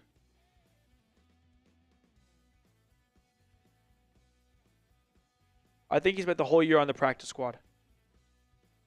Yep. Oh, no. I think he was on the roster. He just never played once. Either way, a very minuscule move, but the Atlanta Falcons are indeed re-signing backup offensive lineman Brandon Parker. So they are really keeping a lot of their O-line intact, except for Drew Dalman. Drew Dalman goes to Chicago, but Brandon Parker, Storm Norton, 2 offensive linemen being re-signed by Atlanta. So those are the 2 small moves, and we'll actually, after the live show, do a video breakdown on that.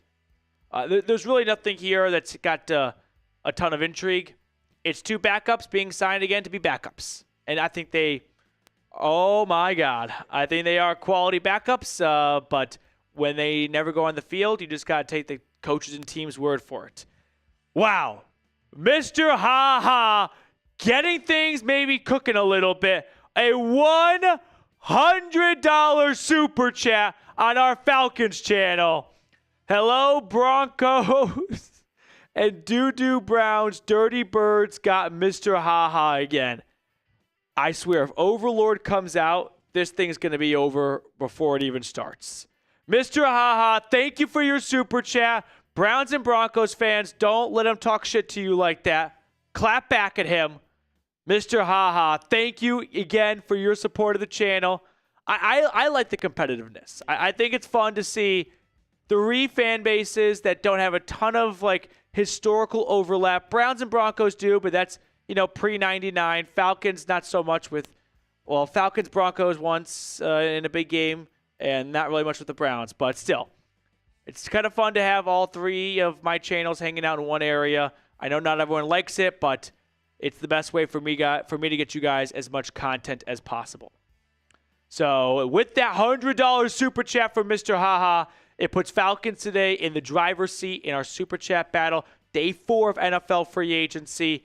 Broncos in second, Browns in third now. And we just got another super chat from I Don't Know in our Browns channel. Atlanta re-signed 2 offensive linemen today, Storm Norton and Brandon Parker. That's the news for the Falcons. No signings for the Broncos.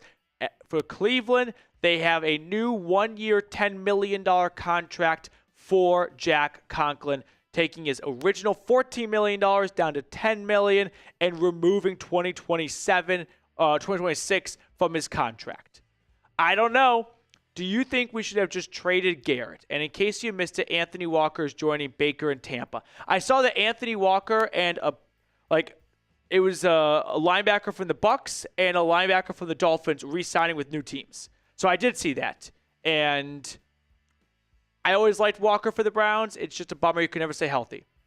As for trading Garrett, time will tell.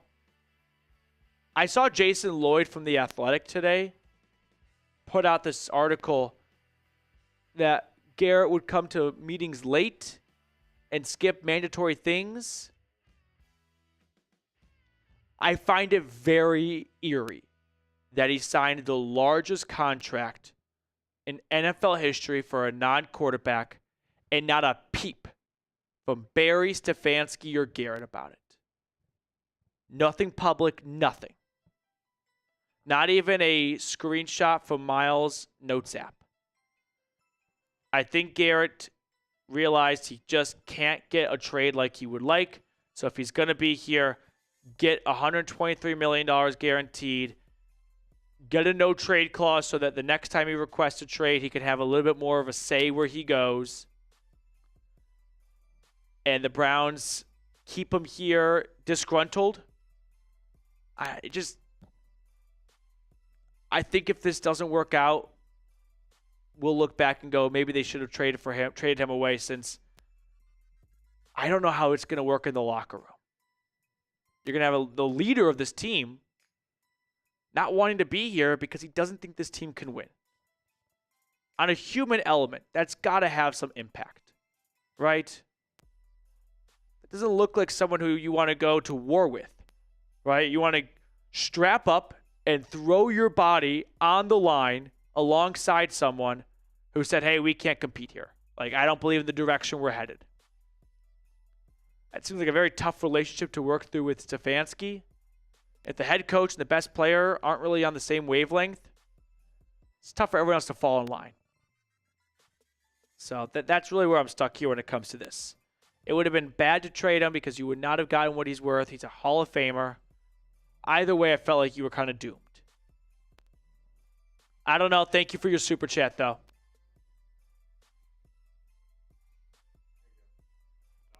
We've got Derek Jenkins from our Falcon stream. Browns country, let's ride. It's dog pound. Let's ride. Yeah, I hope that doesn't happen. I hope Russ goes to the Giants and he can work with. That would be more entertaining for people to watch from afar. I don't want to be a part of it. All right. We're all caught up on supers now at that one? I think so. Mm-hmm.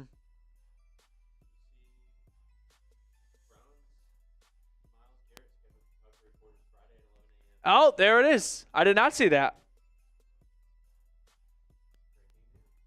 So Myles Garrett will speak to reporters on Friday. Yep. Friday at 11 a.m. Eastern time. That's going to be a tough press conference. if the right questions are asked, which I assume they will be, the first one's got to be, why'd you sign the extension after asking for a trade? Because he said it was not about the money. So what about the extension satisfied his need to leave? I think he's going to try him and his PR team are going to try to come up with the best response that does not make him sound like a sellout, but the guy sold out. I don't know if sellout's the best word. He really had no other course. So he had to either sit out or sign an extension. But I don't know if he's going to just come up with a bold-faced lie and go, actually, I do think this team is headed in the right direction. I do believe in this front office.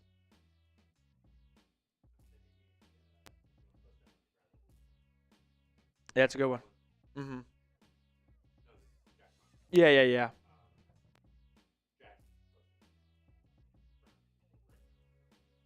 I'm just going to tweet this out.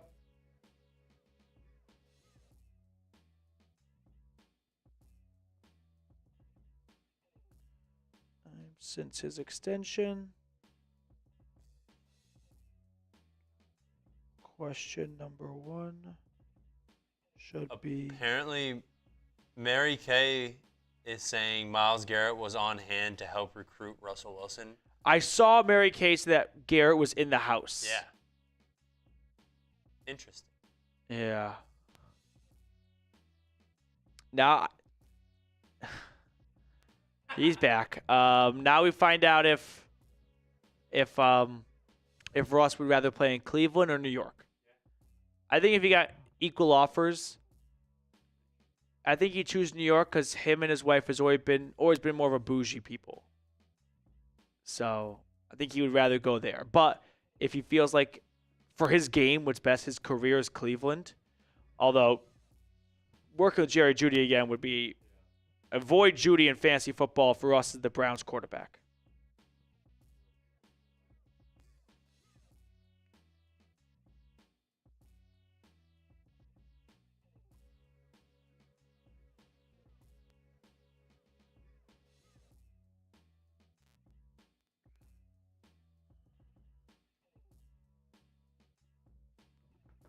We got a super chat from our Brown stream.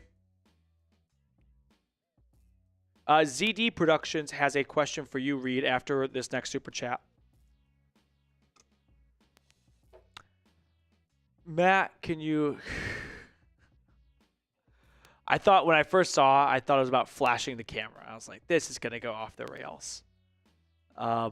First off, I'm going to take this as a compliment.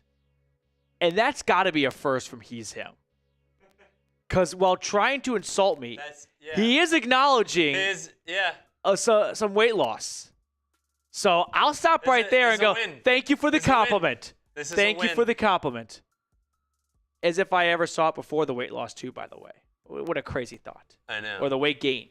ZD Productions asking, on March 17th, do you still think Kirk will be here? I'm asking me. Oh, he's asking me. Grand Limousine with a $10 super chat.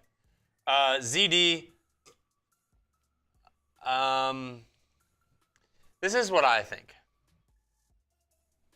Think he's going to push back on where he wants with his trade clause. He's going to use it. Yep. He's going to push back. Going to realize that they could just keep him. I don't know if the Falcons want to keep him. So I'm not really sure. But if going off of what I think, no, he will not be on the Falcons. There he goes. Grand Limousine with a $10 super. Falcons adding on to their lead right now. 21 minutes and change left in our race for the super chat and like battle. And it just got a lot tougher for the Broncos and Browns to come back. Mr. Haha with a $50 super chat.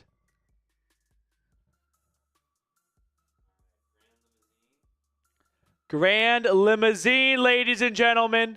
#1 limousine service. Grand Limousine, I still got to hear from the other party, though. So I don't know if I need to reach out or they need to reach out to me, but let me know, please. My fiance is getting quite stressed. I hear about it every night when I go home. Stop Schmeat riding, Petey. As Kendrick said, you a fan, you a fan, you a fan.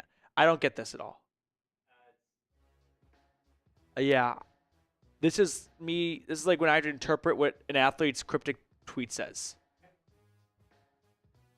I gotta be honest, Mr. Ha. Love the super chat, of course. I don't know what this means. Oh, he's him. I thought he was adding me. I was like, what am I doing to say He's saying just hop off I missed the he's him part. Like, get it out of your mouth. Yes. No, this all makes sense. I thought he was saying this to me, and I was like, what have I done to get this impression that I'm meat riding myself? Mr. Haha, now I love the super chat even more. Thank you very much. I look forward to he's him's response. We might have a Drake Kendrick battle right now between he's him and Mr. Haha. Oh boy. We got super chat coming in on our Browns channel.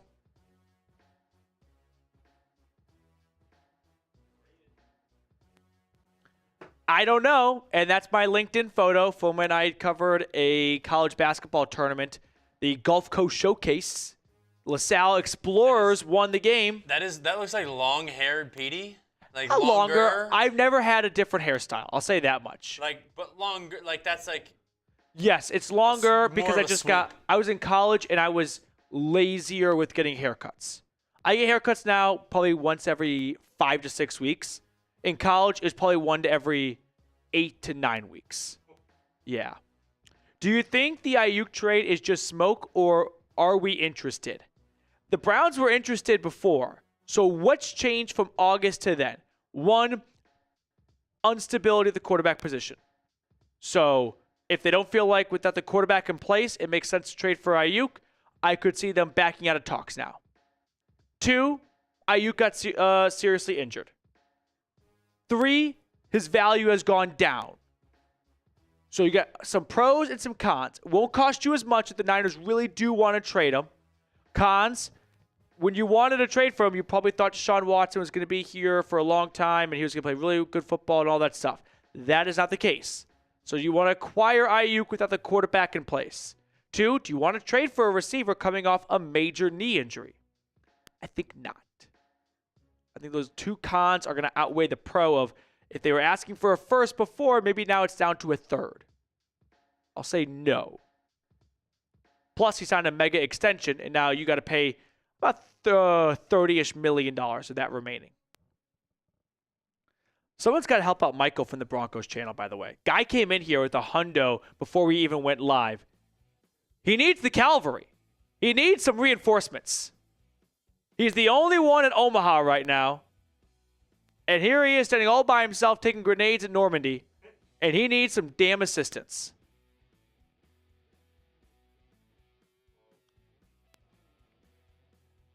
Yeah.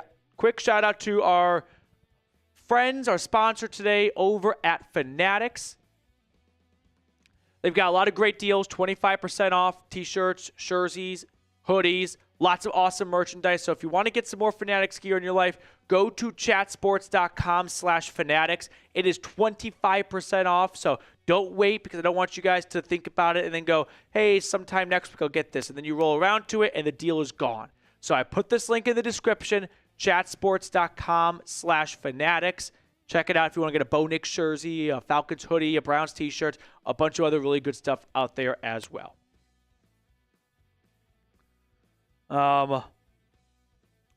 Any other news? No news. Okay. We got 15-ish minutes left, 16 minutes, yeah. I love the ticker, by the way. Reed does a great job of putting on a cycle, because I like to think everyone that watches this, they may not be a big football fan, but they damn well know that Kevin Givens re-signed with the Niners. You know what I mean? Like, all we've done is just see it, and I love it. Like, that way, you know, everything's going on in the league. Oh, boy. Couple of supers flying in on Browns and Falcons. We'll check out these right now. Chronological. He's him.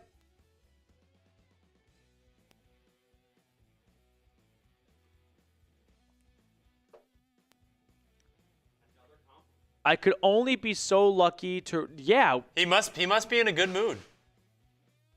Plus, I'm not Sketch, so that's not gonna happen. Hey. Is he still a big deal? Yeah. He is. I don't have TikTok, and I feel like that was his major platform. He had a comeback. He had a comeback. Yeah. Okay. I don't know if he kind of like fell out of the public eye a little bit. Yeah, and then he also came back onto the media stream. That's what I mean. Does he? Oh, I see. Does he still make very popular videos though? Yeah. Okay. No, he's great. I like him. Yeah, he's him. Get in line, buddy. Next one up is Taylor Vaughn. We got a Broncos super chat. Let's go. A heartbeat from Broncos country. Another one. Taylor Vaughn, all Falcons defensive staff were at UGA Pro Day yesterday. Do you think UGA safety Dane Jackson could be a good late-round sleeper pick for the Falcons? He had a really good 40 time, right? I think he ran a 4.4 something, so good speed altogether. It would probably require Atlanta to trade back from 15 to acquire more draft picks to then have something in day 3 to pick up. They got 2 7th-rounders. I'm not going to BS you guys and go, that's a 7th-round pick, that's a 6th-round pick. In day 3, guys can go anywhere. Position needs kick in, and players who other teams think are 7th-rounders could go a round or 2 earlier because the team really needs a running back. You know what I mean? But, so, yes, the entire Falcon staff going to Athens, which, by the way, that's their job, and I'm trying to think of where they'd be driving from, but we'll just call it a 45-minute drive, 50-minute drive. It's been a little while since I went from, Atlanta, suburbs and Flowery Branch, neck of the woods, to Athens, but you are next door to a powerhouse college. Everyone should go to the pro day. I don't think that should be like a badge of honor. You are right next door to a NFL factory. The cook should be there. So, them sending their entire defensive staff should be just the bare minimum moving forward. Taylor, thank you for your super chat. We got one from the Broncos channel. We haven't had Bulwark in a while. That's a bummer. We got a few more super chats coming in from the Denver, but this one from the land down under. Hi from Sydney. Even though Denver signed a tight end, could they trade for Dallas Goedert if they think available, or maybe Andrews? Also, chances of Cup coming. I'm going to say no. 1 second. Sorry, our friend from Sydney. No on the trade for a tight end. You don't just give Evan Ingram $23 million and then add more to that position group before the draft even, when you can get someone for younger and cheaper. You know what I mean? Than taking on Goddard or Andrews. I only thought of a Goddard-Andrews trade as a possibility if Ingram went to the Chargers. Now that he's in Denver, no, this would be overkill at that position. As for the chances of Cup coming, I could see Denver having interest in, a receiver like Kupp and where their receiver room stacks out. I think Cooper Kupp is going to end up probably in New England. If I had to make a prediction, I'll go with New England. I think you'll get more money from the Patriots, and I think he could be kind of excited about, hey, they're really, kind of building something in free agency here with Drake May. Let's give that a go. I think, did I even get a notification? That Patriots contacted Cooper Kupp. But wide receiver prefers to stay on the West Coast. So there is a chance for sure. Much greater chance for Kupp than the other two people. Thank you for watching all the way from Sydney. What time is it down there? It's got to be either really early or really late. Let's get to the other super chats real quick, though.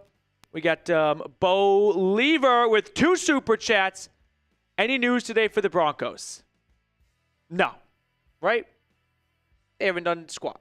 No signings, no restructures, no releases. Bo Lever, the answer is no. The last thing they've done is sign Evan Ingram. I don't think I'm missing anything. So, appreciate the super chat. I'm sorry I did not have a more exciting response. We got a few super chats coming in on our Brown stream. He's him. He's him. This is the better version of you.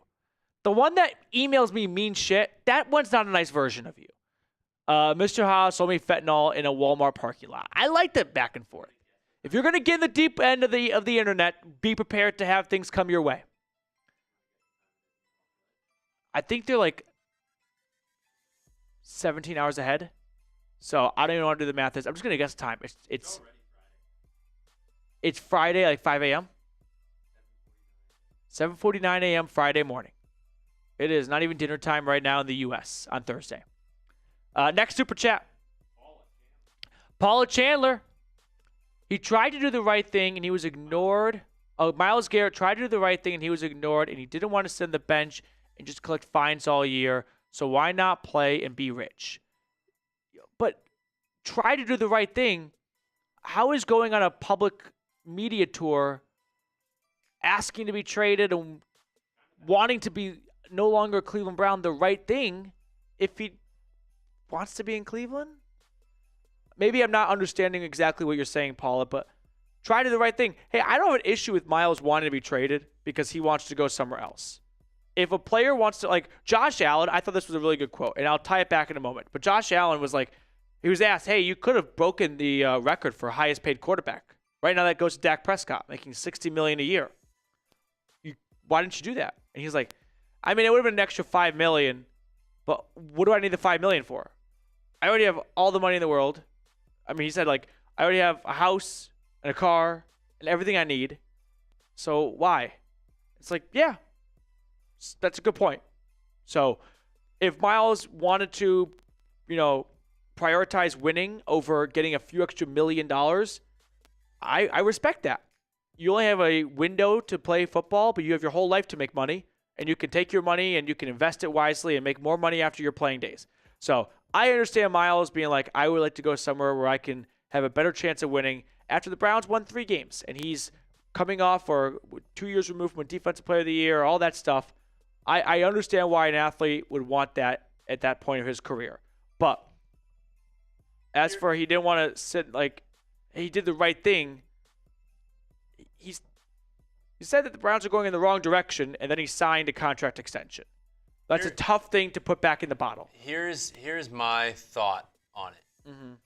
So he wanted to leave, and he really believed money doesn't matter. He's like, like Josh Allen, I have all the money in the world. Yeah, and he's going to get more money. And he went through all this stuff. I want to be traded, blah, blah, blah.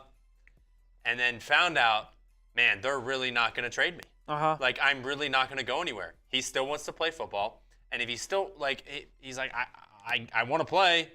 I think it's going to be for the Browns. Might as well take more money. If he had to do it all over and they again. probably were going to extend him either way. If he had to do it all over again, maybe don't say you believe the Browns are not going in the right direction. Because if you say that, you burn that bridge. You came back because you had no other recourse, but your whole locker room is probably going to be looking at you like, this guy doesn't think we can win. I think that's really tough to walk back. I think it requires I got to make a statement in front of the whole team. I said this team is not going anywhere, and then I took a contract here. That requires an explanation. Paula, thank you so much for your super chat. We have one more from He's Him and one from Mr. Haha.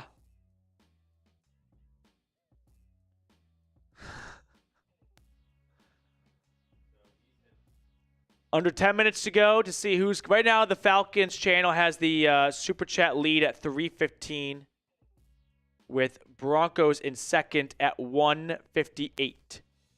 He's Him for DEI. Why there's no Oriental or Hispanic in the NFL? I feel like there's been, I know you're kind of making a joke here, but there's been a greater push for Hispanic influence in the NFL. I mean, I'm just somewhat going off of the Modelo commercials with all the Hispanic players. Roberto Garza. I think Tony Gonzalez might have been in those commercials. I think he was, right? As for Oriental, I don't think there's anyone in the Oriental community upset that there's not a bigger influence or piece of the pie of the NFL. So the NFL is probably not looking to solve a problem that doesn't exist. And by problem, I mean someone doesn't like something about the league. It might not be the most PC answer, but that's probably the accurate answer. Like, I know the NFL is like, Roger, we got to meet. We need a bigger Oriental influence. Why? Are people mad at us? No. But we've just decided. Like, okay, if people get mad, then we can start doing something about it. That's kind of the way they work. He's Him.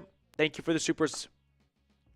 Mr. Haha, Falcons today What do you mean? Last time I seen you, you were selling your cheeks off Santa Monica Boulevard. And here we go. 5 minutes between these two just to fucking duke it out. Ball's in your court, Mr. Haha. $6.10. Always keeping me on my toes. We have a few more supers coming in here.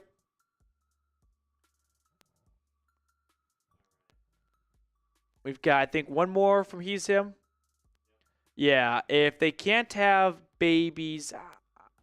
All right. Now, see, you had a good thing going earlier, and now you've kind of gone over the line. And I'm just not going to lose my job over a He's Him super. Joseph, what's one free agent move for the Browns you want to see? Now, that's an appropriate super chat right there, Joseph. Thank you. All right, one free agent move I'd like to see for the Browns.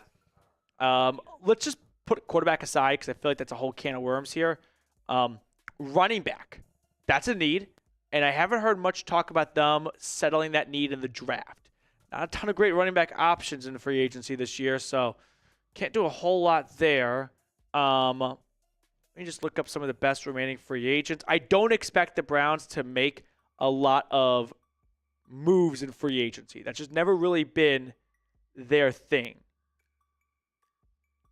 So who else is out there that's,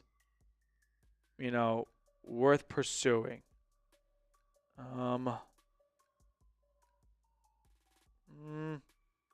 The easy one's re-signing Nick Chubb. I'm just trying to think of an external signing because everyone wants a new name. Those are just a little bit more fun, I feel like. J.K. Dobbins, I could get behind. I kind of like J.K. Dobbins. If you don't think you're going to go running back early, which I would disagree with, but that could be their thinking. We don't need an edge rusher. Yeah, I guess I'm going to go with J.K. Dobbins or... yeah, I'll go with those ones. I just don't expect him to have, a big free agent signing in the works. Joseph, thank you for a very good super chat, though. Great question, Joseph. Pat yourself on the back. And then we have I don't know with the super chat. Ramon Rivera, can J.K. Dobbins go to Denver? I think the Broncos should target a running back who's better at pass protection and receiving. Those are two elements of a running back's game that rookies tend to struggle with, and I want to take that off a rookie's plate because I think Denver's going to go after a rookie running back. Andrew Berry rebuilds, Jimmy Haslam panics, and somehow the Browns remain stuck in an endless loop of hope, chaos, and disappointment. Well, let's just acknowledge a few things. Not to be like a Browns water carrier. They made the playoffs twice in the last 5 years. So you could do a whole lot worse. There are franchises like the Jets who are nowhere near that stage right now. As for Haslam, I think he has taken his medicine. I think he has pulled back on the meddling he did early on as an ownership. He was firing guys constantly. He has had some continuity here. And I think he's handling the Myles Garrett thing. I think if it happened with other teams, the owner would have said, talk to the GM. That's what I paid him to do. Don't try and jump him to come to me, right? I don't think he could have handled that much better than the way he did. So I understand that Jimmy Haslam is kind of public enemy number one because the Browns have just been bad under him, but I think he has shown a willingness to spend, and that's the best thing you can ask for in an owner. Would you rather have Jimmy Haslam, who meddled a little bit for a while, and sure, there's been a lot of losing, or the Bengals ownership, who just can't even afford their own players, so to trade a guy with 17.5 sacks for no good reason, and they sell it off because of the salary cap? But how is that the case when the Eagles are paying all these players?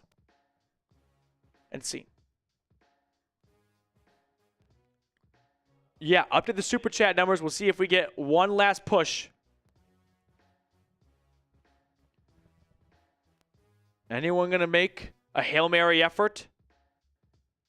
Right now it's shaping up for gold, silver, bronze. It'd be another. Falcons today would pretty much walk away with the win for the 4 live shows. Add $2 for He's Him. They pay me for cheeks, but you need to pay. I win. He's Him, Mr. Ha Ha, back and forth. Takes another step.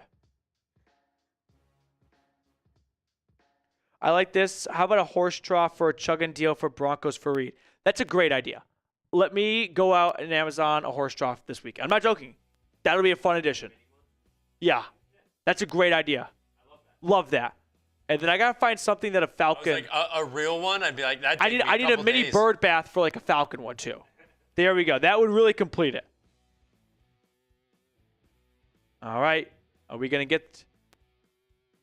I know that there's always a delay, so give it another like 15 seconds. But it's looking like Falcons today with the win. No news coming in either.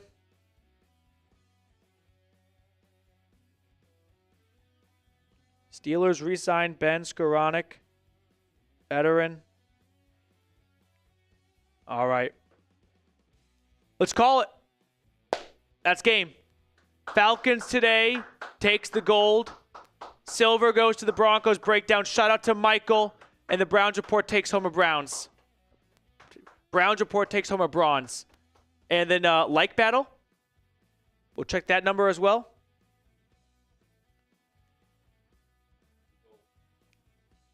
And then you want to update? We'll update that.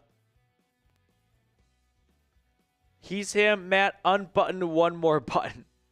The first time I ever went live, I was very nervous. It was 3 years ago. And my brother super chatted, how much to get one more button undone? And that really loosened me up. That gave me a good laugh.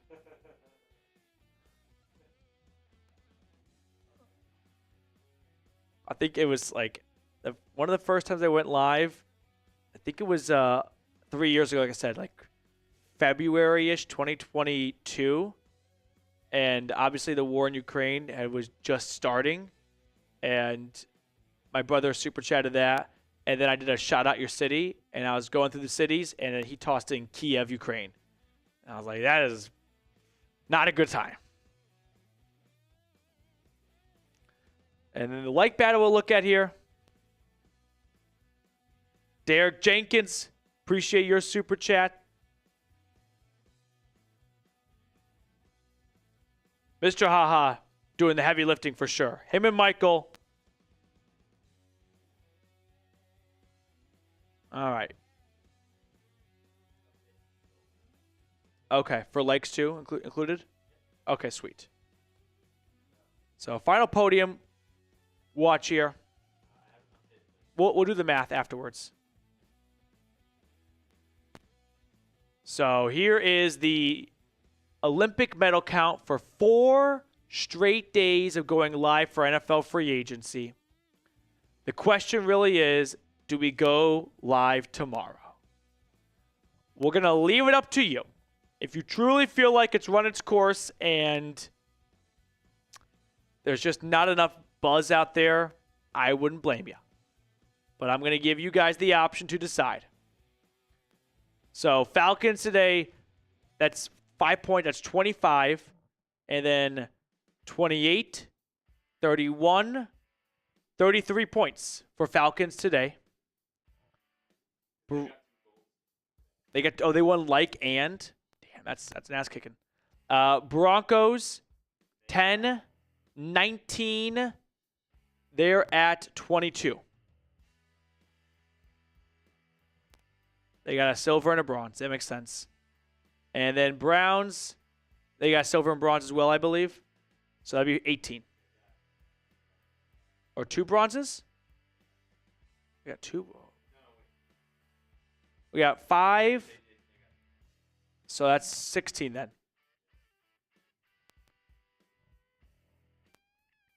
Kingston Powell says yes. Palak says yes. Archangel says run it back. We had some super chats we can throw on screen here in just a second. Well, we had a lot more guesses yesterday, I'm not going to lie. So, not a single guess for the Browns channel, but maybe that's just because they're tired of losing right now. Well, I mean, facts don't lie.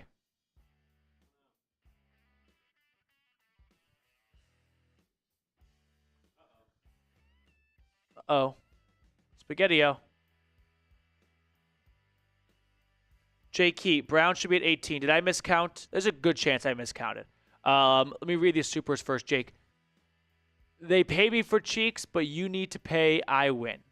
Yeah, ball's now in Mr. Haha's court. And then we had one more for He's Him. And then a Jared Brandt super. Next, he's him super chat. Now you're the one paying me, though. So I don't know how this aligns with your previous super. And then Jared, we running back again tomorrow. LOL, too good not to. All right, if Jared's got a super chat to do it, that's going to speak volumes right there. Joseph, for the record, Browns are winning at the regulation both Monday and Tuesday. Tuesday for sure. Monday as well. I might need to do a major booth review here. I kind of put together the medal system at the last moment, so there's also a good chance I botched that as well. I do not expect the Browns to make a move of note today. Doesn't mean they can't make a Cornelius, Lucas, or Devin Bush signing. There's no rhyme or reason for when those are going to happen. Jared, thank you for the super chat. We got one more from He's Him. JC, all right, you got it. I saw Matt storming the Capitol on January 6th. Does that mean you were there? Oh. Did you just incriminate yourself? He's him? Although I don't know if it's a crime anymore. So, he's him. Where were you? Okay, let's update because I guess I did the math wrong per Jake. And then I got to go look back to day one. I might be cucking the Browns here. So, 5 plus 9, 369. 5 plus 9 is 14. 14 plus 4 is 18. Oh, it said 18. Oh, I was like, it says 18 right there. Oh, okay. Thank you, Jake. Appreciate the spotter. Okay. Weston says no. Oh, Weston says no. Then he says one more day. Sean with a $20 super chat. Thank you, Sean. I think if we go live tomorrow, that's the last day for free agency. Because then I'm off Saturday, Sunday, and there will be news that breaks, and I'll just do videos from home. Unless it's big moves, then I'll come in to do a live show. But yeah, tomorrow would be the last day. Chris, Asante Samuel is not signed anywhere yet. We got 2 super chats. We could end with these 2 supers unless we get some more. 3+ hours live with you all. Mr. Haha would get the hands in the streets punk. I have no idea where either of these 2 people are located, but nothing would be better if they happened to be in the same area at one point and just did not know they were next to each other. Sean with a $20 super chat. Thank you very much, Sean. I think Sean's super chat, that got us over $100. So thank you, Sean. That really helps, goes a long way for getting the studio space for another live show, because getting all 3 channels over 100, that tells my bosses, okay, we can give Reed and Petey, more importantly, give Petey Reed to have him work with me and not work with a different channel or anything like that. So thank you for everyone that tuned in for our 3+ hours of day 4 of NFL free agency coverage. Enjoy the rest of your Thursday. We will be back tomorrow, and then that'll kind of be a wrap for 2025 NFL free agency live coverage. Make sure to subscribe if you have not already. Hit that thumbs up button on your way out the door, and I'll see everyone tomorrow.